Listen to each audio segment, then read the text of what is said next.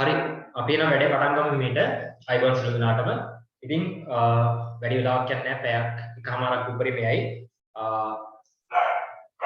තුන්වෙනි පාඩමේ දුන්න MCQ paper එකට අදාළව සාකච්ඡා කරන්න යන්නේ අද.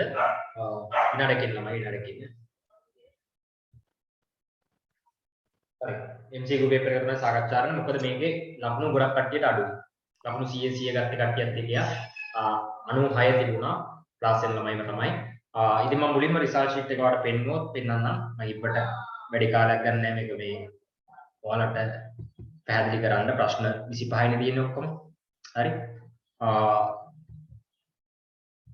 මේ තමයි ලකුණු ටික. ප්‍රධාන වශයෙන් මම කියන්නේ මේ පේපර් එක දුන්නාම අනිවාර්යයෙන්ම කරන්න. ඒකට හේතුව තමයි 2021 ලෙවල් කරන ළමයි කරනවා ඉබ්බා පේපර් එක 22 කරන කට්ටිය ඉන්නවා 23 අයත් ඉන්නවා. ඒ ඔක්කොම කරනවා. ඒ වගේම එක දිස්ත්‍රික් එකේ විතරක් නෙවෙයි හැම පැත්තෙම ළමයි වර්ක් කරනවා පේපර් එක. එතකොට මේ රෑන්කින් ලිස්ට් එකේ උඩට මෙන්න පුළුවන් නම් ඔයාට හැමදාම උඩින් ඉන්න පුළුවන් නම් ඒක ලොකු ඇචීව්මන්ට් එකක්. ඒ නිසා ඒක දැන් අනිවාර්යයෙන්ම කරන්න පාඩම ගැන හොඳ අවබෝධයක් ලබාගෙන. ඒකයි මම කියන්නේ. දැන් මේ නිල් පාටින් highlight කරලා තියෙන කට්ටිය ඔක්කොම අපේ ක්ලාස් වෙන කට්ටිය නිසා ඒවා නිවැරදිව කරන්න සහ මේ overall performance එක කියන්නේ papers තුනේම.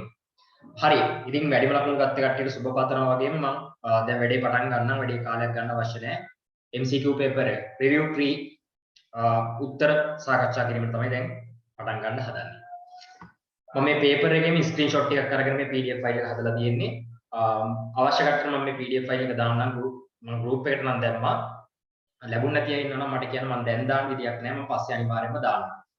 මම එකිනෙක පැහැදිලි කරගෙන යන්නම්. ප්‍රශ්න තියෙනවා නම් මේක निराකරණය කරගන්න. ඇයි මෙහෙම වෙන්නේ? ඇයි මේක මෙහෙම වෙන්න බැරිද? මට මෙහෙමයි කියලා දුන්නේ අපේ සර්.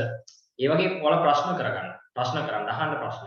එහෙම කළොත් තමයි මේක ගොඩ දාගන්න පුළුවන්. ඒකයි කියන්නේ. මේක නිකන් අර කියන්නේ ගෝලයෝ නෙවෙයි ඔයාලා ශිෂ්‍යයෝ. يعني මේ කියන දේ ඒ විදිහටම ගන්න එපා. ප්‍රශ්න තියෙනවා නම් කතා කරලා निराකරණය කරගන්න. හරි? ගැටලු තියාගන්න එපා. හරි. වැඩි කාලයක් ගන්න අවශ්‍ය නැහැ අපි යමු ප්‍රශ්න වලට. ප්‍රශ්නක් 1.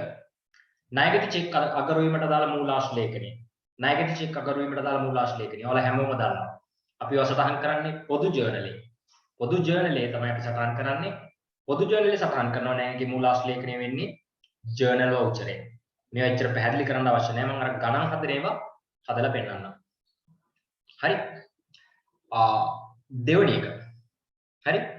ලී බඩු විකුණන ව්‍යාපාරයක රුපියල් ලක්ෂ 2ක ලී බඩු ණයට විකුණා 1,80,000ක් පමණ මුදල් ලැබී ඇති අතර 5,000ක වට්ටමක්ද දී ඇත.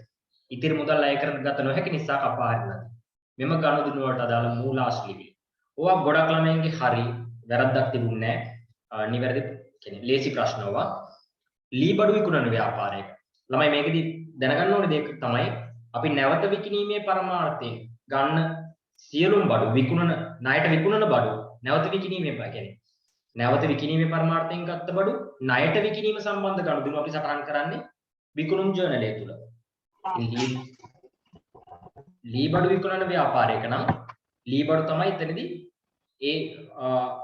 එයාලයි තොගේ වෙන්නේ. ඒ නිසා ඒක තේරුම් ගන්න ව්‍යාපාරින් ව්‍යාපාරයට එක වෙනස් වෙනවා. දැන් මෙතන නම් අපි ගත්තොත් මේවට අදාළ මූලාශ්‍ර ලේඛන තමයි අහන්නේ. මුලින්ම ලී බඩු ණයට විකිණීම. ලී බඩු ණයට විකිණීමට අදාළ අපි දාන්නේ විකුණුම් ජර්නලය තුල ඒකේ මූලාශ්‍ර ලේඛනය වෙන්නේ විකුණුම් ඉන්වොයිස්. එතකොට මෙතන උත්තර දෙකක් අපිට හලන්න පුළුවන්. ජර්නල් වවුචර් එක කියලා තියෙනවා. ඒ දෙක අදාළ කරගන්නේ නැහැ. 1,80,000 මුදල් ලැබෙනවා. 1,80,000 මුදල් ලැබෙනවා. ලාච්චුවට සල්ලි එනවා. සටහන් කරන්නේ අපි මුදල් ලැබීම් ජර්නලය තුල. මූලාශ්‍ර ලේඛනය වෙන්නේ ලදුපත. එහෙනම් ඉන්වොයිසිය ලදුපත. ඉන්වොයිසිය ලදුපත. එතකොට අන්තිම උත්තරේ පළවෙනි උත්තරේ විතරයි තියෙන්නේ අපිට. අවසාන එක ලද වට්ටමක් හම්බ වෙනවා. ලද වට්ටම. ලද වට්ටමක් ලැබෙන දුන් වට්ටම. වට්ටමක් දෙන එක. දුන් වට්ටමුත් අපි සටහන් කරන්නේ මුදල් මේ ලැබීම් ජර්නලය තුලනේ. ඒක ප්‍රශ්නයක් නෑ. එතකොට මේ අවසාන ගනුදෙනුව තමයි අපි ඊළඟට අදාළ කරගන්න ඕනේ. ඉතිරි මුදල් අය කරගන්න නොහැකි වුණාලු. පොදු ජර්නලේ කපහරින ලද බෝල් නැහැ. පොදු ජර්නලය තුල තමයි අපි සටහන් කරන්නේ මූලාශ්‍ර ලේඛනය වෙන්නේ ජර්නල් වවුචරේ. ඉන්වොයිසිය ලදුපත ජර්නල් වවුචරේ. ජර්නල් වවුචරේ තමයි ලේසි. මම මේවා ගණන් හදන ටික ඔයාලට හදලා පෙන්නන්නම් බෝඩ් එකේ. ඔක්කොම මේක දිහා බලාගෙන කියවගෙන යන්නේ නැහැ. ගණන් හදන ටික හදලා පෙන්නන්නම් මේවා මම ඉක්මනට පැහැදිලි කරගෙන. ළමයි මෙන්න මේ තුන්වෙනි ප්‍රශ්නේ ඔයාලා ගොඩක් වෙලාවට වරද්දන ප්‍රශ්නයක්. විභාගෙදිත් අනිවාර්යයෙන්ම 100%ක් විශ්වාසවල ගොඩක් කට්ටිය වරද්දන ප්‍රශ්නයක්. ලේසි. ලේසි එක වරද්දන්නේ කොතනින්ද? කියවන්නේ නැහැ ප්‍රශ්නේ. මේක නිවැරදිව කියවන්න. නිමල් විසින් නිසල්ගෙන් ලක්ෂයක භාණ්ඩ ණයටගෙන එයින් 20000ක භාණ්ඩ ආපසු යවා එන්න 20000ක එන්නේ හරි 20000ක භාණ්ඩ ආපසු යවා ඉතිරිය මුදලින් ගෙවන ලදී. නිසල්ගේ ව්‍යාපාරයේ හිත ගනුදෙනු වාර්තා කිරීමට දාලා මූලාශ්‍රලේඛනය. ළමයි මෙතන ව්‍යාපාර දෙකක් තියෙනවා. එකක් නිමල්ගේ ව්‍යාපාරය අනිත් එක නිසල්ගේ ව්‍යාපාරය. නිසල්ගේ ව්‍යාපාරය. ඔයා මේක කටුවට කොලේ ඔයා මේ විදිහට ලියන්න ඕනේ. ව්‍යාපාර දෙකක් තියෙනවා. නිමල්ගේ ව්‍යාපාරයයි නිසල්ගේ ව්‍යාපාරයයි. මෙන්න මේ ආකාරයට කරන්න. එතකොට වරදින්නේ නැහැ ඔක. වරදින්නේ නැහැ. හරි? ප්‍රශ්නාංක මම හිතන්නේ 3 අපි කරන්නේ. මේ ආකාරයට ලියන්න. ඊට පස්සේ අපි ගනුදෙනු ටික බලමු මොනවද තියෙන්නේ කියලා. පළවෙනි එක නිමල් විසින් නිසල්ගෙන් භාණ්ඩ ණයට ගන්නවා. ලක්ෂයක භාණ්ඩ ණයට ගන්නවා. එතකොට නිමල් තමයි බඩු ගන්නෙ. නිමල්ගේ පැත්තෙන් ඒක එතකොට ණයට ගැනුම්. අපි ලියන්න පුළුවන් නිමල්ගේ පැත්තෙන් ඒක ණයට ගැනුම් කියලා. ණයට ගැනුම්. එතකොට ඒකේ අනිත් පැත්ත නිසල්ගේ පැත්තෙන් ඒක මොකක්ද? නිසල්ගේ පැත්තෙන් එතකොට ඒක ණයට විකුණුම්. ණයට විකුණුම්. ව්‍යාපාර දෙකක් වෙන එක. මෙයාගේ පැත්තෙන් එතකොට ණයට විකුණුම්. ඔන්න ඔය ආකාරයට දීලා තියෙන ගනුදෙනු තුන අපි දාලෙමු. මම හිතන්නේ පැහැදිලි. ඒ විදිහට තමයි අපි දාන්නේ. හරි? ඊළඟට තියෙනවා එයින් 20000ක භාණ්ඩ ආපසු යවනවා. කවුද යවන්නේ? නිමල් විසින් තමයි ආපසු යවන්නේ. එතකොට නිමල්ට ඒක ආපසු යවනවා. නිමල්ගේ පැත්තෙන් අපිට ලියන්න පුළුවන් ආපසු යවමු කියලා. ආපසු යවමු. නමුත් ඒක නිසල්ගේ පැත්තෙන් මොකද්ද? ඒක නිසල්ගේ පැත්තෙන් ආපසු එවුම්. ආපසු එවුම්. ඒ කියන්නේ පැත්ත. නිසල්ගේ පැත්තෙන් ඒක ආපසු එවුම්. දැන් මාත් එක්කම මේ පේපර් එකක් කරන්ඩ, මේ කියන්නේ පෙර වැඩත් වල කරන්ඩ නැත්නම් වල දෙයක් ඉගෙන ගන්න නැහැ. ලකුණු 50ක් ගත්ත ප්‍රශ්නයක් නැහැ. වැරදිච්ච ලකුණු 50ක්. ඇයි වැරදුනේ? මට ඒව වරදින්න තියෙන ආය වග බලා ගන්නකො ඔයාලට. නිසා ඒ දේ වැදගත් වෙන්නේ. මම නිතරම කියන්නේ ඒ දේ. වැරදි හදාගත්තොත් තමයි කරගන්න පුළුවන්. ආපසු එන්න. ඉතිරිය මුදලින් ගෙවන ලදී. එතකොට කවුද මුදලින් ගෙවන්නේ? නිමල් විසින් තමයි මුදල් ගෙවන්නේ. අන්න නිමල් මුදල් ගෙවනවා. මුදල් ගෙවීම. නිසල්ට මොකද්ද වෙන්නේ? නිසල්ගේ මුදල් ලැබීම. නිසල්ට මුදල් ලැබෙනවා. අන්න ගනුදෙනු දෙක මොකද්ද කළේ අපි? ව්‍යාපාර දෙකට පැහැදිලිව දාගෙන ගියා. දෙපැත්තට දාගෙන ගියා. මෙන්න මේ ආකාරයට දාන්න මේ පෙර වැඩේ අනිවාර්යයෙන්ම කරන්න. නැත්තම් ඔයාලට වරදිනවා. ළමයි අපෙන් අහන්නේ ඕක නිමල්ගේ ව්‍යාපාරයේ සටහන් කරන මූලාශ්‍රලේඛන නෙවෙයි. අපෙන් අහන්නේ මොකද්ද? ගාන පැහැදිලිව බලන්න. අපෙන් අහන්නේ නිසල්ගේ ව්‍යාපාරයේ ඉහත ගනුදෙනු වලට අදාළ මූලාශ්‍රලේඛන. මේවා ලේසි ප්‍රශ්න. වරද්දන්න එපා. අපෙන් අහන්නේ නිසල්ගේ ව්‍යාපාරයේ මූලාශ්‍රලේඛන. පළවෙනි එක ණයට විකුණුම්. විකුණුම් ඉන්වොයිසිය. විකුණුම් ඉන්වොයිසිය. ආපසු එවුම්. ඔයාලා දන්නවා. ආපසු එවුම් යවුම් පැටලෙන්නවා නම් ඔයා සාමාන්‍ය මතක තියාගන්න. ආපසු එවුම් ගිණුම්ක ශේෂය හර ශේෂයනේ. ආපසු එවුම් හර. ඒකේ ප්‍රතිවිරුද්ධ පැත්ත තමයි අර ප්‍රතිවිරුද්ධ වචනේ තමයි මූලාශ්‍රලේඛනය වෙන්නේ. ආපසු එවුම් වල සාමාන්‍ය හර ශේෂය තියෙන්නේ. ඒකේ ප්‍රතිවිරුද්ධ පැත්ත බැර. ඒතර මූලාශ්‍රලේඛනය වෙන්නේ බැරපත කියලා මතක තියාගන්න. හරි? බැරපත. හරි? නැත්නම් ඔයාලට මතක තියාගන්න පුළුවන් ආපසු එවුම් නිසා ණයගති දැන් ආපසු එවුම් හර ණයගති පාලන බැරනේ දිත්ත සටහන් ණයගති බැර වෙන නිසා බැරපත කියලා මතක තියාගන්න පුළුවන්. නැත්නම් ඔයාලට ආපසු එවුම් ගිණුමක හර ශේෂය තියෙන නිසා ඒකේ ප්‍රතිවිරුද්ධ පැත්ත මූලාශ්‍රලේඛනය විදිහට මතක තියාගන්න පුළුවන්. බැරපත. මුදල් ලැබීමට අදාළ මූලාශ්‍රලේඛනය වෙන්නේ ලදුපත. ළමයි ඔයා මේ පැත්තෙන් නිමල්ගේ ව්‍යාපාරයේ පැත්තෙන් බලලා ඉවරලා මූලාශ්‍රලේඛන ලියුවා නම් ඔයාලට ලකුණු හම්බ වෙන්නේ නැහැ. ඒ නිසා ඔයා කල්පනාවෙන් බලන්න. ඉන්වොයිසිය බැරපත සහ ලදුපත. ඉන්වොයිසිය බැරපත සහ ලදුපත. ඉන්වොයිසිය බැරපත සහ ලදුපත. උත්තරය අංක 1. පැහැදිලිව තියෙනවා උත්තරයක් එක. මේ අනිත් උත්තර වෙනස් ළමයි. ඒ උත්තරම නෙවෙයි තියෙන්නේ මේ වෙනස්කම් තියෙනවා. මේ ඉන්වොයිසිය බැර. දැන් ඔයා නිමල්ගේ ව්‍යාපාරයේ පැත්තෙන් හිතුවනම් එහෙම ඔයා දාන්න මොනවද? ගැනුම් ඉන්වොයිසිය. ඊට පස්සේ ආපසු එවුම් සම්බන්ධ හරපත කියයි. ඊට පස්සේ නිමල්ගේ පැත්තෙන් මුදල් ගෙවීමක් නේ. ගෙවීම වවුචර් කියලා දාන්න. වැරදි. උත්තරයක් දෙක දාන්නවා. සක් කල්පනාවෙන් බලන්න. ඔයාලට විභාගෙදී වරදින ප්‍රශ්න තමයි මම දීලා තියෙන්නේ. ප්‍රශ්න අංක 4. වැට් ලියාපදිංචි ව්‍යාපාරයක විකුණුම් ගිණුමේ ශේෂය 108කි. විකුණුම් මත වැට් එකතු කරගත් වැට් 8000කි. මේ නිසා ණයගැති වැඩිවීම වන්නේ. තමයි මම ඔක පටලවන්න තමයි මම ඔක දුන්නේ. සමහර කට්ටිය මොකද්ද කළේ? විකුණුම් තියනවා ගිණුමේ ශේෂය 108ක් තියෙනවා. වැට් 8000ක් තියෙනවා. ඔක අඩු කරලා ලක්ෂයයි කියලා සමහර කට්ටිය දාලා තියෙනවා. එක එක උත්තර දාලා තිබුණා. ඉතින් පටල ගන්න එපා. මේකේ තියරිය හරියට අවබෝධ කරගන්න. තියරිය හරියට අවබෝධ කරගන්න. ඔයාලට මතකයි. පසින්දු නේත්‍ර අපි කරා මතකද? විකුණුම් ගිණුම. දැන් අපි ගත්තොත් මම අමතරව දැම්ම මැසේජ් එකකුත් ඔය 4 වෙනි ප්‍රශ්නේ ඒ සියලුම විකුණුම් ණය පදනමට උනාසේ සලකන්න කියලා. හරි? ණය පදනමට උනාසේ සලකලා ඒක කරන්න කියලා මම කියලා තිබුණා. ඒතර ඔයා දන්නවා ණයට විකුණුම් දාන්නේ විකුණුම් ජර්නල් එකේ. විකුණුම් ජර්නල් එකේ මම නිකන් පෙන්නන්නම්. දිනය ඉන්වොයිස් සංකේත. ගනුදෙනුකරු වටිනාකම වැට් මුළු වටිනාකම. වටිනාකම වැට් මුළු වටිනාකම. මේවා අපි ඉගෙන ගත්තා. මම දාල ටක් ගාලා කියන්නේ මේවා අපි ඉගෙන ගත්ත දේවල්. ගණන් හැදුවා ඇති නේද කල්පයක්. ඊට පස්සේ අපි ඉගෙන ගත්තා මේ මාසෙ පුරාට මුළු ගනුදෙනු ටික ඔක්කොම සටහන් කරලා අවසාන එකතුන් ගන්නවා කියලා.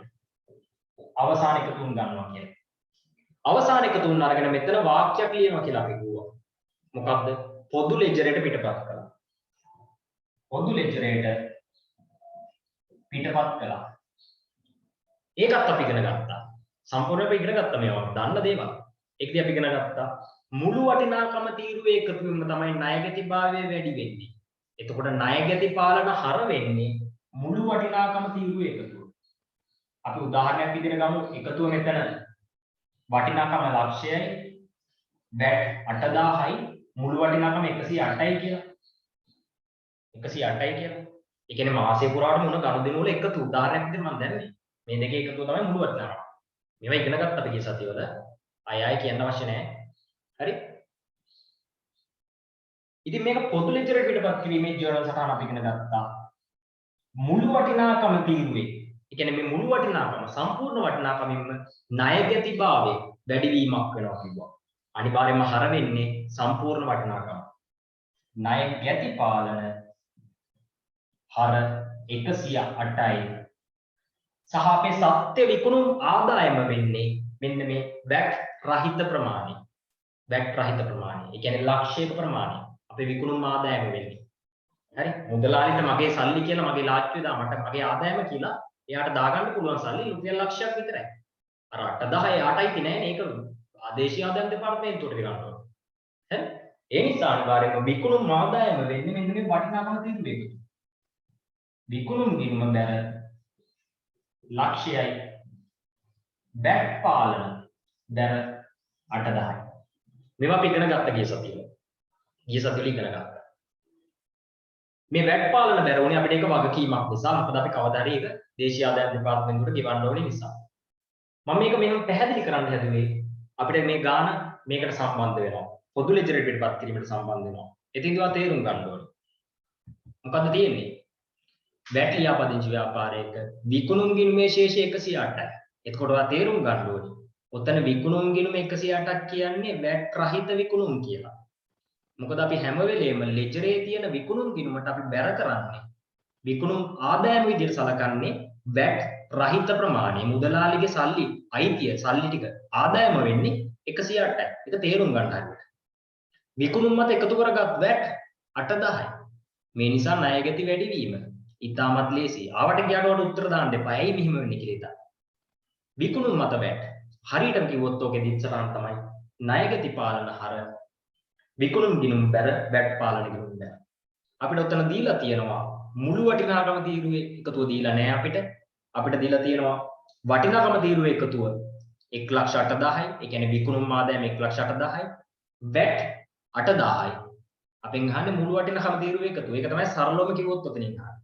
මුළු වටිනාකම වෙන්නේ එතකොට 116. 116කින් තමයි ණය ගතිභාවය වැඩි වෙන්නේ. උත්තරය අංක 2. රුපියල් 1,16,000. ප්‍රශ්න තියෙනවා නම් අනිවාර්යෙන්ම අහන්න.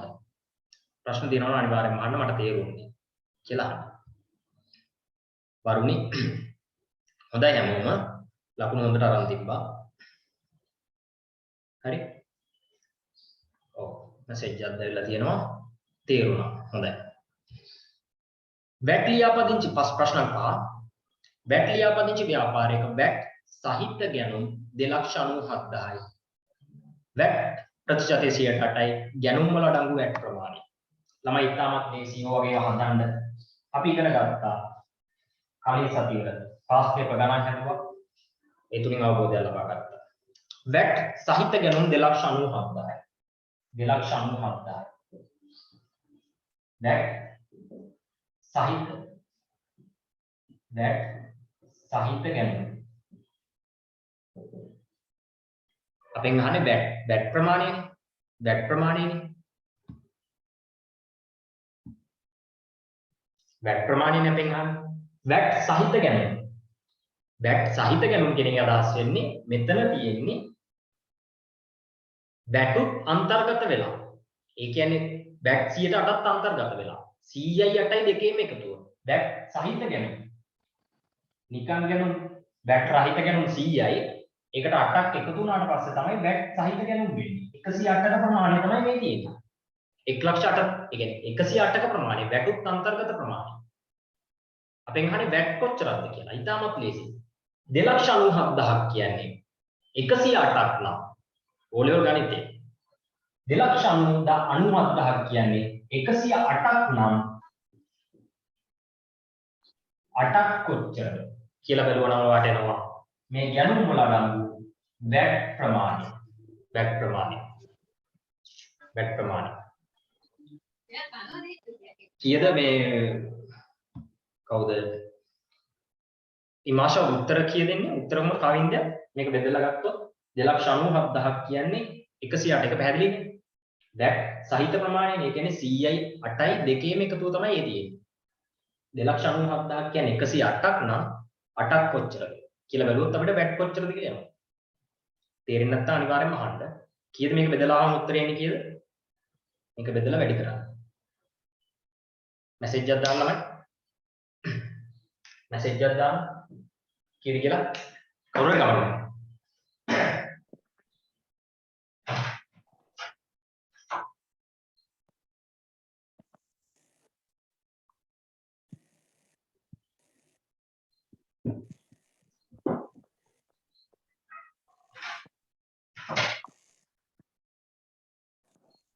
පසින්දු කීයද? හොඳයි. 22000යි නේද? 22000යි. 22000යි එන්නේ. වැදගත් වෙන්නේ 22000 ගන්න විදිය. ඔයා හරියට ඒ තියරි අවබෝධ කරගන්න. හරි? තියරි අවබෝධ කරගන්න. හරි? ඇයි එහෙම වෙන්නේ? 297ක් කියන්නේ වැට් සහිත ප්‍රමාණය. ඒ කියන්නේ 100යි 8යි දෙකේම එකතුව. 108ක් නම් වැට් කොච්චරද කියලා 8ෙන් වැඩි කරලා ගන්න. ලේසි. 22000 ගන්න. හරි හොඳයි. අපිට බලමු උත්තරේ කීයද කියලා. 22000 මේදී උත්තරය අංක 5 එතකොට. 5 වෙනි එක. හරි? දැන් සමහර කට්ටිය දැන් ගොඩක් වෙලාවට ඔයාලා පටල ගන්නවා. සමහරට 297,000ම 108ෙන් වැඩි කරනවා. එහෙම බෑනේ ළමයි. එහෙම වැඩි කරන්න බෑ. මෙතන වැටුත් අන්තර්ගතයි. ඒ කියන්නේ අර 100ක ප්‍රමාණය නෙවෙයි උතන තියෙන්නේ 108ක ප්‍රමාණය. 297,000ක් කියන්නේ 108ක් නම් 8ක් කොච්චරද කියලා බලන්න. ප්‍රශ්න අංක 6. ප්‍රශ්න අංක 6. බලන්න ළමයි. ප්‍රශ්න අංක 6. ලැයිස්තුගත මිල ලක්ෂයක භාණ්ඩ රුපියල් 5000 වෙළඳ වට්ටමක් යටතේ අම්මල්ට ණයට විකුණන අතර එම මුදල ගෙවීමේදී ඔහුට 10%ක වට්ටමක් දෙන්න ලදී. ණයකදී අමල්ගෙන් ලද මුදල. අමල්ගේ ලද මුදල. අපි ඔය මොකද ලේසි ළමයි. මොකද ලේසි. ලැයිස්තුගත මිල ලකුණු කළ මිල කියන්නේ දෙකම එක. ඒවා ලියා ගන්න ළමයි. ඔයාලා ඉගෙන ගන්න තියෙන දේවල්. ලැයිස්තුගත මිල ලකුණු කළ මිල. හරි? ඕකෙන් තමයි අපිට වෙළඳ වට්ටම් හම්බෙන්නේ. ලකුණු කළ මිනිහෙන් තමයි වෙළඳ වට්ටම් හම්බෙන්නේ. ඔයාලා ඉගෙන ගත්ත මූලික සටහන් පොත් පාඩමේදී වෙළඳ වට්ටම් අපි ගිණුම්කරණයේදී අදාළ කරගන්නේ නැහැ. ගිණුම් තැබීමක් කරන්නේ නැහැ. ඒ කියන්නේ ඒක ආදායමක්වත් වියදමක්වත් වත්කමක්වත් වගකීමක්වත් මොකවත් නෙවෙයි. ඒ කියන්නේ ගිණුම් තැබීමක් කරන්නේ නැහැ කියන එක අදහස් වෙන්නේ. වෙළඳ වට්ටම්. තේරුම් ගන්න. වෙළඳ වට්ටම් ගිණුම් තබන්නේ නැත්නම් අපි ඒක අදාළ කරගන්නේ නැහැ. ඒ නිසා ඔයා මුලින්ම බලන්න ලක්ෂයෙන් 5ක් අඩු කරලා අපේ විකුණු ආදායම කොච්චරද කියලා බලන්න. මොකද ওই 5000 ඒ කියන්නේ 105 අපි අදාළ කරගන්නේ නැති නිසා. වෙළඳ වට්ටම අඩු කරාට පස්සේ අපිට එනවා ලක්ෂයෙන් 5ක් කියන්නේ 5000ක් අඩු කරාට පස්සේ ඔයාට එනවා උත්තරේ 95000ක් කියන්නේ. 95000. ඊටු 5000 මුකුත් කරන්න අවශ්‍ය නැහැ. අපි ගිණුම් තබන්නේ නැහැ වෙළඳ වට්ටම. එම මුදල ගෙවීමේදී ඔහුට 10%ක වට්ටමක් ගෙවන ලදී. දෙන ලදී. අන්න මේ මුදල ගෙවද්දී 10%ක වට්ටමක් දීලා. ලේසියිනේ. ලේසියිනේ. මොකද්ද කරන්න තියෙන්නේ? උගෙන් සල්ලි ගන්න බෑ මක් කරලා. මොකද්ද කරන්නේ? අනේ මේ 95000ක් ඕනේ නැහැ අපිට. අඩුම තරම මේකෙන් 10%ක් අඩු කරලා ඉතිරි මුදල අපිට දෙන්න. අපෙන් අහන්නේ අන්නේ ඉතිරි මුදල කීයද කියලා. ලේසියිනේ. මෙන්න මේකෙන් 10%ක් අඩු කරන්න. ඒ කියන්නේ 9500ක් අඩු කරා නම් වාට එනවා. එයා අපිට දෙන මුදල කියන අපිට ලබන මුදල ගන්න පුළුවන් 85000යි 85500ක් විතර ගන්න පුළුවන්. 85500ක් විතර. මේක තමයි අපිට සල්ලි හම්බෙන්නේ. හරි. ණයගැටියන්ගේ ඉක්මනින් මුදල් අය කරවා ගන්න තමයි අපි ඔය වට්ටම් දෙන්නේ. මුදල් වට්ටම් කියලා අපි කියනවා ඔකට. මුදල් වට්ටම් විතරයි අපි අදාළ කරගන්නේ ගිණුම් දෙන්නේ. වෙළඳ වට්ටම් අදාළ කරගන්නේ. ඒ නිසා තමයි මේ 95000 අපි අදාළ කරගන්නේ.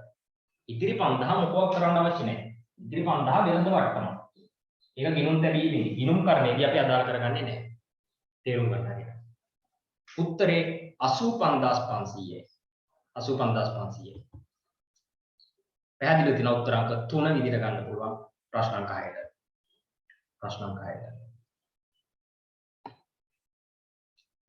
බැටලියා පදිංචි ව්‍යාපාරයක ගැනුම් ජර්නල් එකතුව පොදු ලෙජරේ වාර්තා කරනුයේ දීප්ත සටහන අහන්නේ. ඔය ගැනුම් ජර්නල් සාකච්ඡා කරද්දී අපි කිව්වේ ළමයි. ප්‍රධාන වශයෙන්ම අකුරු ගැනුම් ජර්නල් ගැන දන්නවා.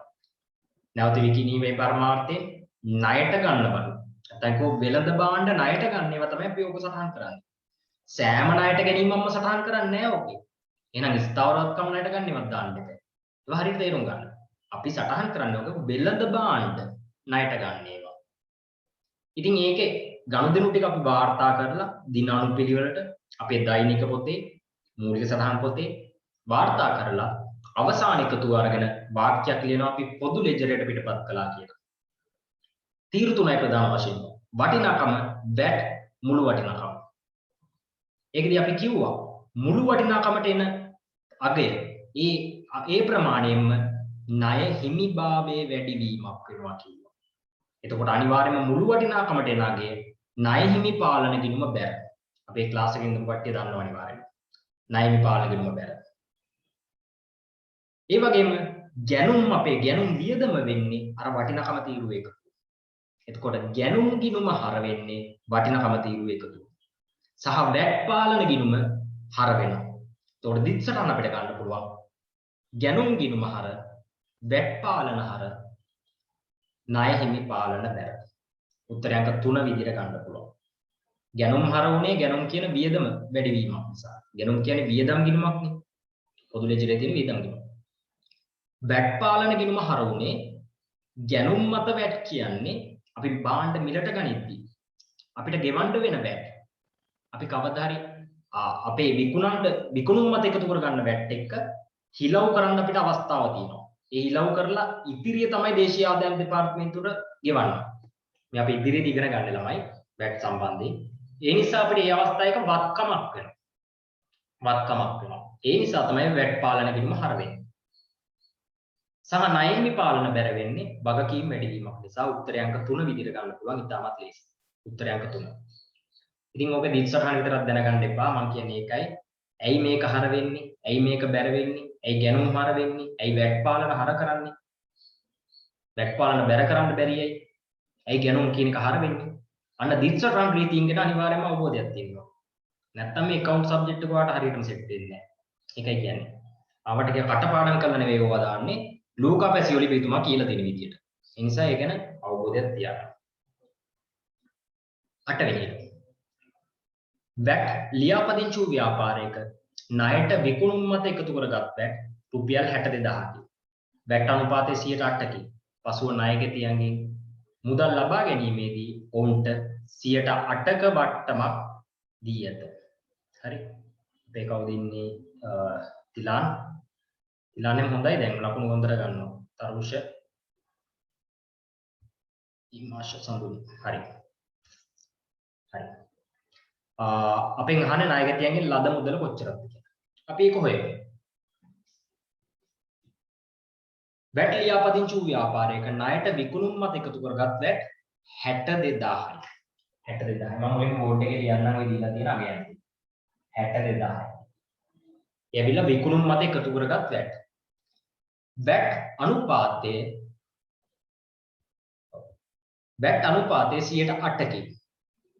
හරි. වැට් අනුපාතයේ 8%යි. වැට් අනුපාතයේ 8%යි. හරි. මේ විල්ල ණයට විකුණුම් මත එකතු කරගත් වැට්. විකුණුම් මත එකතු කරගත් වැට්. වැට් අනුපාතයේ 8%යි කියලා පැහැදිලිව තියෙනවා. එතකොට මේක තමයි විකුණුම් මත එකතු කරගත්ත වැට්. ඒ කියන්නේ 62000ක් කියන්නේ කීයක්ද? 62000ක් කියන්නේ 8ක ප්‍රමාණය. 62000ක් කියන්නේ 8ක් නම් 8ක් නම් හරි. දැන් මේ විකුණුම දැන් කෙලිම වාට අවශ්‍ය නම් විකුණුම් හොයන්න. වාට විකුණුම් හොයන්න අවශ්‍ය නම් විකුණුම් හොයාගන්න අවශ්‍ය නම් මෙහෙම හොයාගන්න පුළුවන්. 62000ක් කියන්නේ වැට් 108 ප්‍රමාණය. 108 ප්‍රමාණය. හරි. විකුණුම් මත එකතු කරගත්ත වැට්. ඒ කියන්නේ 62000ක් කියන්නේ 8ක්. 8ක් නම් 100ක් කොච්චරද කියලා බැලුවොත් ඔයාලට එනවා විකුණුම් කොච්චරද? විකුණුම් කොච්චරද කියලා. මොකද මේක හැදෙන විදිහ වලට තේරෙන්න බෑ. ඒක හැදෙන්නේ කොහමද? විකුණුම් වලට වැට් එකතු කරාමයි සම්පූර්ණ වටිනාකම හැදෙන්නේ. හරි. තීරු තුනක් තියෙනවානේ. ඔයාලට මෙහෙමනේ තේරෙන්නේ. විකුණුම් ජර්නලේ අපි රූල් කරේ මේ විදිහටනේ. හරි. මම මේ පැත්තෙන් රූල් කරලා පෙන්නන්නම්. විකුණුම් ජර්නලේ රූල් කරේ දිනය ඉන්වොයිස් අංකයේ ගනුදෙනු කරු වටිනාකම වැට් මුළු වටිනාකම අපිට දෙනවා වැට් 62000යි කියලා. වැට් 62000යි කියලා දීලා දෙනවා. වැට් 62000යි කියලා දීලා තියෙනවා. අපිට අවශ්‍ය නම් වටිනාකම කොච්චරද කියලා ගන්න මෙහෙමනේ හැදෙන්නේ. 108යි වැට් බදු අනුපාතය. මේක දාන්න තු මම කියන්නකෝ. 108යි වැට් බදු අනුපාතය. විකුණුම් 100ක් වෙද්දී වැට් 8ක් එකතු වෙලා තමයි මුළු වටිනාකම 108ක් වෙලා හැදෙන්නේ. 108ක් වෙලා හැදෙන්නේ. ඔයාට අවශ්‍ය නම් මෙතන ඇවිල්ලා මේ විකුණුම් ගිණුමට බැර වෙන ප්‍රමාණය තමයි මේ තියෙන්නේ. මෙතන තියෙන වැට් පාලන ගිණුමට බැර වෙන ප්‍රමාණය. ඔයාට මෙතන මේ මුළු වටිනාකම තමයි සම්පූර්ණ ණයගැති පාලන ගිණුමට හරවන ප්‍රමාණය. ඔයාලා ඉගෙන ගත්තා. මුළු වටිනාකම තීරුව එකතුව තමයි ණයගැති පාලන හරවෙන්නේ. විකුණුම් බැර වෙනවා වැට් පාලන බැර වෙනවා. එහෙමනේ දිස්සහනේ. හරි. මෙතන ඔයාට කෙලින්ම ඔයාට හොයාගන්න පුළුවන් ඉතාමත් පහසුවෙන් ඔයාට හොඳ අවබෝධයක් තියෙනවා නම් කෙලින්ම හොයාගන්න පුළුවන් ණයගැති පාලන ගිණුමට යන ප්‍රමාණය 62000ක් කියන්නේ වැට් ප්‍රමාණය ළමයි. 62000ක් කියන්නේ මෙන්න මේ 8ක ප්‍රමාණය. 8ක ප්‍රමාණය. නම් 108ක් කොච්චරද කියලා ඔයා බැලුවොත් ඔයාට එනවා කෙලින්ම මෙන්න මේ මුළු වටිනාකම දීගුවට එන ප්‍රමාණය. ඒ කියන්නේ ණයගැති පාලන ගිණුමට යන ප්‍රමාණය. ණයගැති භාවයේ වැඩි වෙන ප්‍රමාණය. අපිට ඕකනේ අවශ්‍ය. ඊට පස්සේ ඔය වට්ටම් දුන්න කතා හැම තියෙන්නේ. හරි? අන්න 62000ක් කියන්නේ 8ක් නම් 108ක් කොච්චරද කියලා බැලුවොත් ඔයාට එනවා ණයගැති වැඩි වීම විකුණුම් නිසා. ඔසුළු කරලා බලන්න කීයද කියලා? 30 වෙනි දාන්න බලන්න. මේ තේරුම් නැත්තම් කියන්න. මයික් ඔන් කරලා හරි කමක් නැහැ. තේරුම් නැත්තම් කියන්න. පස්සේ හරි? ඊළඟ 62,000 කියන්නේ වැට් ප්‍රමාණය. ඒ කියන්නේ 8ක ප්‍රමාණය. අපිට අවශ්‍ය ණය ගැති කොච්චරකින් වැඩි වෙනවද? ණය ගැති කොච්චරකින් වැඩි වෙනවද? චලනේ තේරුණාද ඒක?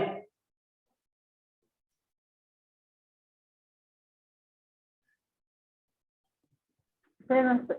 හරි. මට කියන්න බලන්න උත්තරේ මේක බෙදලාවම කීදායි? 837යි හම්බයි පස්සේ 837යි. 8,37,000. 8,37,000. අන්න ණය ගැති භාවය අපිට ආව 8,37,000 කියන්නේ. ඊට පස්සේ මොකද්ද කියන්නේ? 8,37,000. පසුව ණය ගැතියන්ගේ මුදල් ලබා ගැනීමේදී ඔවුන්ට 8%ක වට්ටමක් ලබා දී ඇත. ණය ගැතියන්ගේ ලද මුදල වන්නේ. ඉතාමත් ලේසි. 8%ක වට්ටමක්. වට්ටම වටවා ගන්න පුළුවන්. 8,37,000ට 8ක් බැලුවනම් වාට වට්ටම කොච්චරද කියලා එනවා. වට්ටම කොච්චරද කියලා එනවා. කීයද? එකක් දාන්න ළමයි. මේ ඇවිල්ලා ණය ගැති භාවය 8,37,000යි. අඩු කළා වට්ටම. වට්ටම එන්නේ 8,37,000න් 8%. 8%. කීයද? 8%ක් වට්ටම බැලුවොත් අපි වට්ටම බැලුවොත් හරි බලන්න 8,37,000 වැඩි කිරීම 100ට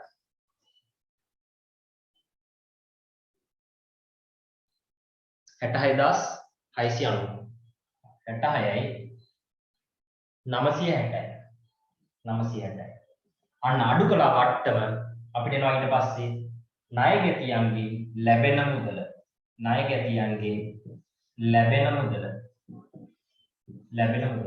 මෙන්න මේක අඩු කරලා ගත්තොත් ඔයාලට එන උත්තරය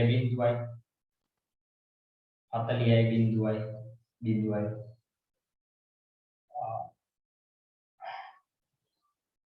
7යි 770යි 0.40 මම හිතන්නේ 770යි 0.40 මේ උත්තරයක් තියෙනවද දන්නේ තියෙනවා උත්තරයක පහ තමයි එකට එන්න ඕනේ 770යි 0.40 හරි ඔයාලට කෙලින්ම හොයාගන්න පුළුවන් මේ 8%ක ප්‍රමාණය දැන් අඩු කරන්න නැතුව ඔයාලට කෙලින්ම හොයාගන්න පුළුවන් ඔයාලට අවබෝධයක් තියෙනවා හොඳ අවබෝධයක් තියෙනවා නම් ඔයා කරන්න ඕනේ මොකක්ද 8,37,000යි ණයගැතිභාවය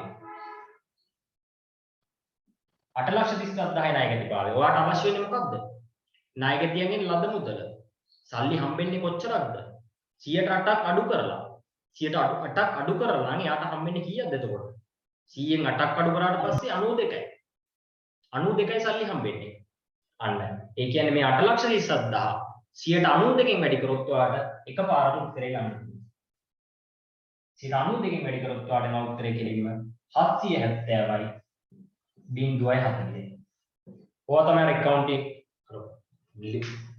ලේසි විදිහට තියෙනවා එකපාරටම ගන්න උත්තර ගන්නත් පුළුවන් නැත්තම් මේ වගේ පියවර ගණනාවක් හදලා දාන්නත් පුළුවන් ඒක ඔයාගේ අතේ තියෙන්නේ ඔයා හරියට ඉගෙන ගන්න හරියට ඔළුවට දාගන්න මේකේ තියරි ගන්න හරි ලේසි ළමයි ඒක ණයගැති භාග හොයාගත්තා ඒකෙන් 92ක් තමයි අපිට සල්ලි හම්බෙන්නේ 770යි 0.40 උත්තරය අංක 5 විදිහට ගන්න පුළුවන් ඒකට උත්තරය අංක 5 විදිහට හරි මීට වඩා අමාරු ප්‍රශ්න තියෙනවා ඉස්සරහට මම මේ ඔයාලට වර්ධින ප්‍රශ්න තමයි ගොඩක් වෙලාවට දීලා තියෙන්නේ ලේසි ප්‍රශ්න දීලා ලකුණු 80 90 ගණන් අරන් වැඩක් නැහැ හැමෝම හරි නමුත් ලකුණු 100 ගත්ත ළමයි හිටියා ලකුණු 100 ඔක්කොම හරි 96 හිටියා 92 ගොඩක් හොඳයි ව්‍යාපාරයේ විකුණුම් මත එකතු කරගත්ත 40000කි ගැනුම් මත එකතු කරගත්ත 34000කි මෙම 40000 හා 34000 පිළිවෙලින් ආයෙක අහනවා අන දැක්කද දිත්තරන් රීතීන් ගැන වගේ අහන්නේ දැක්කද විකුණුම් මත එකතු කරගත්ත අපි සාමාන්‍ය උදාහරණයක් විදිහට විකුණුම් ණයට විකුණුම් කියලා මේක හිතමු. එතකොට ණයට විකුණුම් සටහන් කරන විකුණුම් ජර්නල් එක. විකුණුම් ජර්නල් එක අවසාන එකතුව පොදු ලෙජරෙට පිටපත් කරන්නේ කොහොමද? මුළු වටිනාකම තීරුවේ එකතුවෙන්ම ණයගැති භාවය වැඩි වීමක් කරනවා. ඊට පස්සේ විකුණුම් ගිණුම බැර බැට් පාලන බැර. හරි. දැන් ඔයාගෙන් අහන්නේ මොකද්ද? ඇයි අර වැට් පාලන ගිණුම බැර කරන්නේ? ඒක මොන ගිණුමක්ද? අන්න ඒ වගේ ප්‍රශ්නයක් අහන්නේ ඔතන. ඉතාමත් ලේසි. ගැනුම් මත වැට් 34000යි. අපි උදාහරණයක් විදිහට ගැනුම් ජර්නල් එක ගමුකෝ. ගැනුම් ජර්නලේ අවසාන එකතුව පොදු ලෙජරේට කොහොමද දාන්නේ? අර වගේම තමයි. මුළු වටිනාකම තීරුව එකතුව. ඒ වටිනාකම මුළු වටිනාකම තීරුව එකතුවෙන්ම ණය හිමිභාවයේ වැඩිවීමක් වෙනවා. ණය හිමි පාලන බැර. ඊට පස්සේ සත්‍ය වශයෙන්ම අපේ ගැනුම් වියදම වෙන්නේ වටිනාකම තීරුව එකතුව. එතකොට ගැනුම් ගිණුම හර වැට් පාලන හර ණය හිමි පාලන බැර. අන්න මෙතනින් අහන්නේ ඒ ණය හිමි පාලන වැට් පාලන හර වෙන්නේ ඇයි? අන්න ඒ වගේ ප්‍රශ්නයක් අහන්න උතන. ඒ කියන්නේ මොකද්ද ඉස්සරහන් රීතිය? මොකද්ද මොන ගිණුමක්ද ඒක? ළමයි මතක තියාගන්න විකුණුම් මත වැට් විකුණුම් මත එකතු කරගන්න වැට් කියන්නේ ඒක මුදලාලිට ඒක තමන්ගේ සල්ලි සමන්ගේ ආදායම කියලා සල්ලි රාජ්‍ය දාගන්න බෑනේ. මුදලාලිට තාක්කු දාගන්න බෑ ඒක. ඒක කවදා හරි යාගේ ඒක නිසා තමයි එයා සත්‍ය වශයෙන් මේක විකුණුම් ආදායම විදිහට සලකන්නේ නැත්තේ.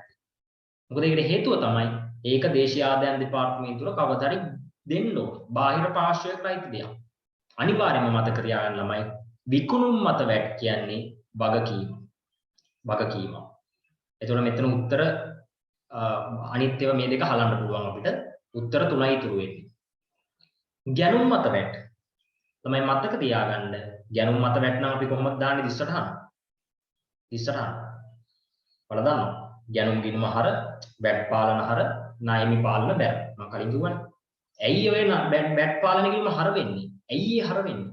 ළමයි හර වෙන්න හේතුව තමයි ඔය භාණ්ඩ මිලට ගනිද්දි අපිට ගෙවන්න වෙන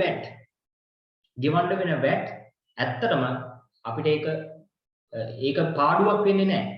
ඒක අපිට හිලව් කර ගැනීමේ අවස්ථාවක් තියෙනවා. ඔයාලා වැට් සම්බන්ධ ගනුදෙනු ඉගෙන ගන්නවා ඉස්සරහට. දැන් මේ ඉගෙන ගන්න නැහැ හරියටම. ඒක හිලව් කර ගැනීමේ අවස්ථාවක් තියෙනවා අර විකුණුම් මත වැට් එක්ක. වැට් ලියාපදිංචි වූ ව්‍යාපාරයක ඔක තමයි වෙන්නේ. හරි? අපි භාණ්ඩ මිලට ගනිද්දී අපිට ගෙවන්න වෙන වැට් අපිට හිලව් කර ගැනීමේ අවස්ථාවක් තියෙනවා අර අපි එකතු කරගන්න වැට් එක්ක. එතකොට ඒක අපිට වත්කමක් වෙනවා. එතකොට ගැනුම් මත වැට් කියන්නේ මතක තියාගන්න ළමයි. ඒක වත්කමක්. අපේ වත්කම් වෙන්නේ. එතකොට මේකේ 40000 හා 34000. අපි එකතු කරගන්න වැට් කියන්නේ වගකීමක්. අපි ගෙවන්න වෙන වැට් කියන්නේ අපිට වත්කමක්. මොකද ඒක ගෙවන්න උනාට අපිට ඒක හිලව් කර ගැනීමේ අවස්ථාව තියෙන නිසා තමයි වත්කමක් වෙන්නේ. හරි? එහෙම කරලා ඒ සුද්ධ ප්‍රමාණය ඉතිරි වෙන ප්‍රමාණය තමයි දේශීය ආදායම් දෙපාර්තමේන්තුවට ප්‍රේෂණය කිරීමක් වෙන්නේ. ගෙවීමක් කරන්නේ. හරි? විකුණුම් මත වැට් වලට ගැනුම් මත වැට් හිලව් කරලා ඉතිරි. ඒක තමයි වෙන්නේ. උත්තරය අංක 2 විදිහට ගන්න පුළුවන් ප්‍රශ්න අංක 9ට. ප්‍රශ්න අංක 10. ලේසි. සුළු මුදල් සම්බන්ධයෙන් අපි ගණන් ටිකක් හදුවා. නමුත් මේකත් වරද්දලා තිබුණා. මම දන්නේ ඇයි කියලා. වැඩිපුර ගණන් ටිකකුත් හදුවා සුළු මුදල් ගෙවින් ජර්නලයට අදාළ. ව්‍යාපාරික සුළු මුදල් අග්‍රිමය 8000කි. මාසයේ අවසානයේදී 4000ක් ලබා දෙන ලෙස සුළු මුදල් භාරකරු විසින් ප්‍රධාන මුදල් භාරකරුවෙන් ඉල්ලනවා. මාසයේ සුළු මුදල් වියදම. ඉතාමත් ලේසි ළමයි. හැම වෙලෙම අග්‍රිමය ප්‍රතිපූර්ණය කරන්නේ ඒ මාසේ වියදම් කරපු මුදලට සමාන මුදලක්.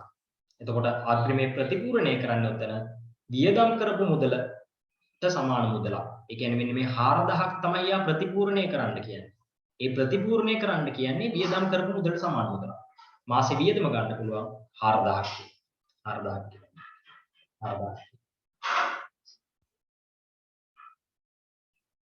තමයි ඒකම දැන් මෙතනට ඇප්ලයි කරන්න. ඒ කියන්නේ 11 වෙනි ප්‍රශ්නෙට ඒකම. ඒ කියන්නේ වියදම් කරපු මුදලට සමාන මුදලක් තමයි අපි ප්‍රතිපූර්ණය කරන්නේ හැම වෙලෙම ව්‍යාපාරය. හරි? නමුත් ඒක හරියට තේරුම් ගන්න මේ සංකල්පය මේකෙන් ඔයාලට අල්ල ගන්න පුළුවන් ඒක. ව්‍යාපාරයක සුළු මුදල් අග්‍රිමේ රුපියල් 12000ක්. ඒ ප්‍රමාණවත් නැති නිසා ප්‍රධාන මුදල් භාරකරු විසින් අග්‍රිමේ 14000ක් දක්වා වැඩි කළ ඊළඟ මාසයේ මුලදී 13000ක් ලබා දී ප්‍රතිපූර්ණය කරන ලදී. පෙර මාසයේ සුළු මුදල් වියදම. තමයි අපි කලින් ප්‍රශ්නේ ඉගෙන ගත්තා. හැම වෙලෙම ප්‍රතිපූර්ණය කරන්නේ ගිය මාසෙන් වියදම් කරපු මුදලට සමාන මුදලක්. එතකොට ගිය මාසේ වියදම් කරපු මුදල 13000ක් විදියට මේ ගානේ ගත්තොත් ඒ concept එකට අනුව මෙතෙන්දී වැරදෙනවා. ළමයි මෙතනදී ළමයි මතක තියාගන්න මේ 13000 කියන්නේ මේ 13000 කියන්නේ ගිණුමක් ආශ්‍රය පෙන්නන්න අවශ්‍ය නැහැ අපි ගණන් ටිකක් හැදුව නිසා හරි ඒ 13000 කියන්නේ ළමයි අග්‍රිමේ ප්‍රතිපූර්ණය කරන ප්‍රමාණය අග්‍රිමේ ප්‍රතිපූර්ණය කරන්න හැම වෙලේම වියදම් කරපු මුදලට සමාන මුදල්. නමුත් මතක තියාගන්න මෙතන මේක නෙවෙයි සුළු මුදල් වියදම වෙන්නේ. ඒකට හේතුව තමයි මේක කොටස් දෙකකින් සමන්විත වෙනවා. එකක් පෙර මාසයේ සුළු මුදල් වියදම පෙර මාසයේ සුළු මුදල් වියදම අනිත් එක තමයි අග්‍රිමේ වැඩි කළ ප්‍රමාණය. අග්‍රිමේ වැඩි කළ ප්‍රමාණය. අග්‍රිමේ වැඩි කළ ප්‍රමාණය. හරි. ලේසියිනේ ළමයි. 12000ක් තිබ්බ අග්‍රිමේ 14000ක් වෙනකල් වැඩි කරා. ඉතින් එතකොට මේ 2000 එක තමයි 13000 හැදිලා තියෙන්නේ. ගිය මාසේ වියදම් කරපු මුදලම කියලා සම්පූර්ණ ගන්න බෑ. මොකද 2000කුත් එකතු කරලා තව 2000ක් වැඩිපුරක් තියෙනවා. අග්‍රිමේ වැඩි කර මුදල අපිට ගන්න පුළුවන් රුපියල් 2000යි කියන්නේ. රුපියල් 2000යි කියලා. අහනම් එනම් එකතුව 13000ක් එන්න පෙර මාසේ වියදම වෙන්නේ ළමයි මතක තියාගන්න 11000යි එතකොට. 11000යි. පෙර මාසේ වියදම් කරපු මුදල 11000යි. නිසා ටක් ගාලා පොඩක් හිතන්න මේක. හරි? මේ 13000 කොටස් දෙකකින් සමන්විත වෙනවා කියලා තේරුම් ගන්න. අග්‍රිමේ වැඩි කරපු 2000 අන්තර්ගතයි. ඒ 2000 හැර ඉතිරි ප්‍රමාණය තමයි වියදම් කරපු මුදල. ඔය ගැන අපි ගණන් සාකච්ඡා කරා. මම මේ අවශ්‍ය නම් රෙකෝඩින් එක ආයෙත් මම ෂෙයා කරන්න. තාම අයින් කළා නෑ මම YouTube එකේ. ඒකෙදි අපි ඔය ගණන් ටික හදනවා. හරි? නිසා වැඩි පැහැදිලි කරන්න අවශ්‍ය නෑ මේකමම අවබෝධයක් තියෙන්න ඕන. හරි? තව වැඩි වෙලාවක් යන්න යාලා මම ඊට පස්සේ තියෙන හරි වැරදි දාන්න ටික. හරි? ඒක හරි. 12 වෙනි ප්‍රශ්නේ. ණයහිමියන්ට ගෙවූ මුදල 1,80,000ක් වන අතර මෙහිදී 20ක වට්ටමක් ලැබුණේ. ලද වට්ටම වන්නේ. ඔක දැන් කියවන්නේ නැහැ. ගොඩක් කට්ටිය කියවන්නේ නැහැ. මොකද්ද කරන්නේ? 1,80,000ටම 120ක් බලනවා. ඒක තේරුම් ගන්න හරියටම. තේරුම් ගන්න එක. මෙහෙම දෙයක් වෙන්නේ උතන. හරි? 120යි වට්ටම. හරි? 120යි වට්ටම. ඔයා මෙහෙම අදින්නකො මෙහෙම ලියන්නකො. ණය හිමිභාවය. ණය හිමිභාවය. මේකෙන් අපිට දෙන වට්ටම තමයි ලද වට්ටම. ලද වට්ටම් අඩු කරාට පස්සේ තමයි සත්‍ය වශයෙන්ම මුදලින් ගෙවන ප්‍රමාණය එන්නේ. මුදලින් ගෙවන ප්‍රමාණය. ගෙවන ප්‍රමාණය. ණය හිමිභාවයෙන් ලද වට්ටම අඩු කරලා තමයි අපි සල්ලි ගෙවන්නේ. ඔය ගානට අනුව නම් 120යි ලද වට්ටම. ඒ කියන්නේ ණය හිමිභාවයේ 100ක් නම් අර වට්ටම 20ක ප්‍රමාණය අඩු කරලා අපි ගෙවන්නේ 80ක ප්‍රමාණය. තේරුම් ගන්න හරියට. 100ක්ම ගෙවන්න ඕනේ නැහැ. එයා කියනවා 120ක් වට්ටම දෙන්න කියලා නේද? 20ක වට්ටමක් දෙනවා. එතකොට අපි ගෙවන්න ඕනේ කීයද? 80යි ගෙවන්න ඕනේ. 80යි ගෙවන්න ඕනේ. ළමයි ගානේ පැහැදිලිව තියෙනවා ණය හිමියන්ට ගෙවූ මුදල 1,80,000යි කියලා.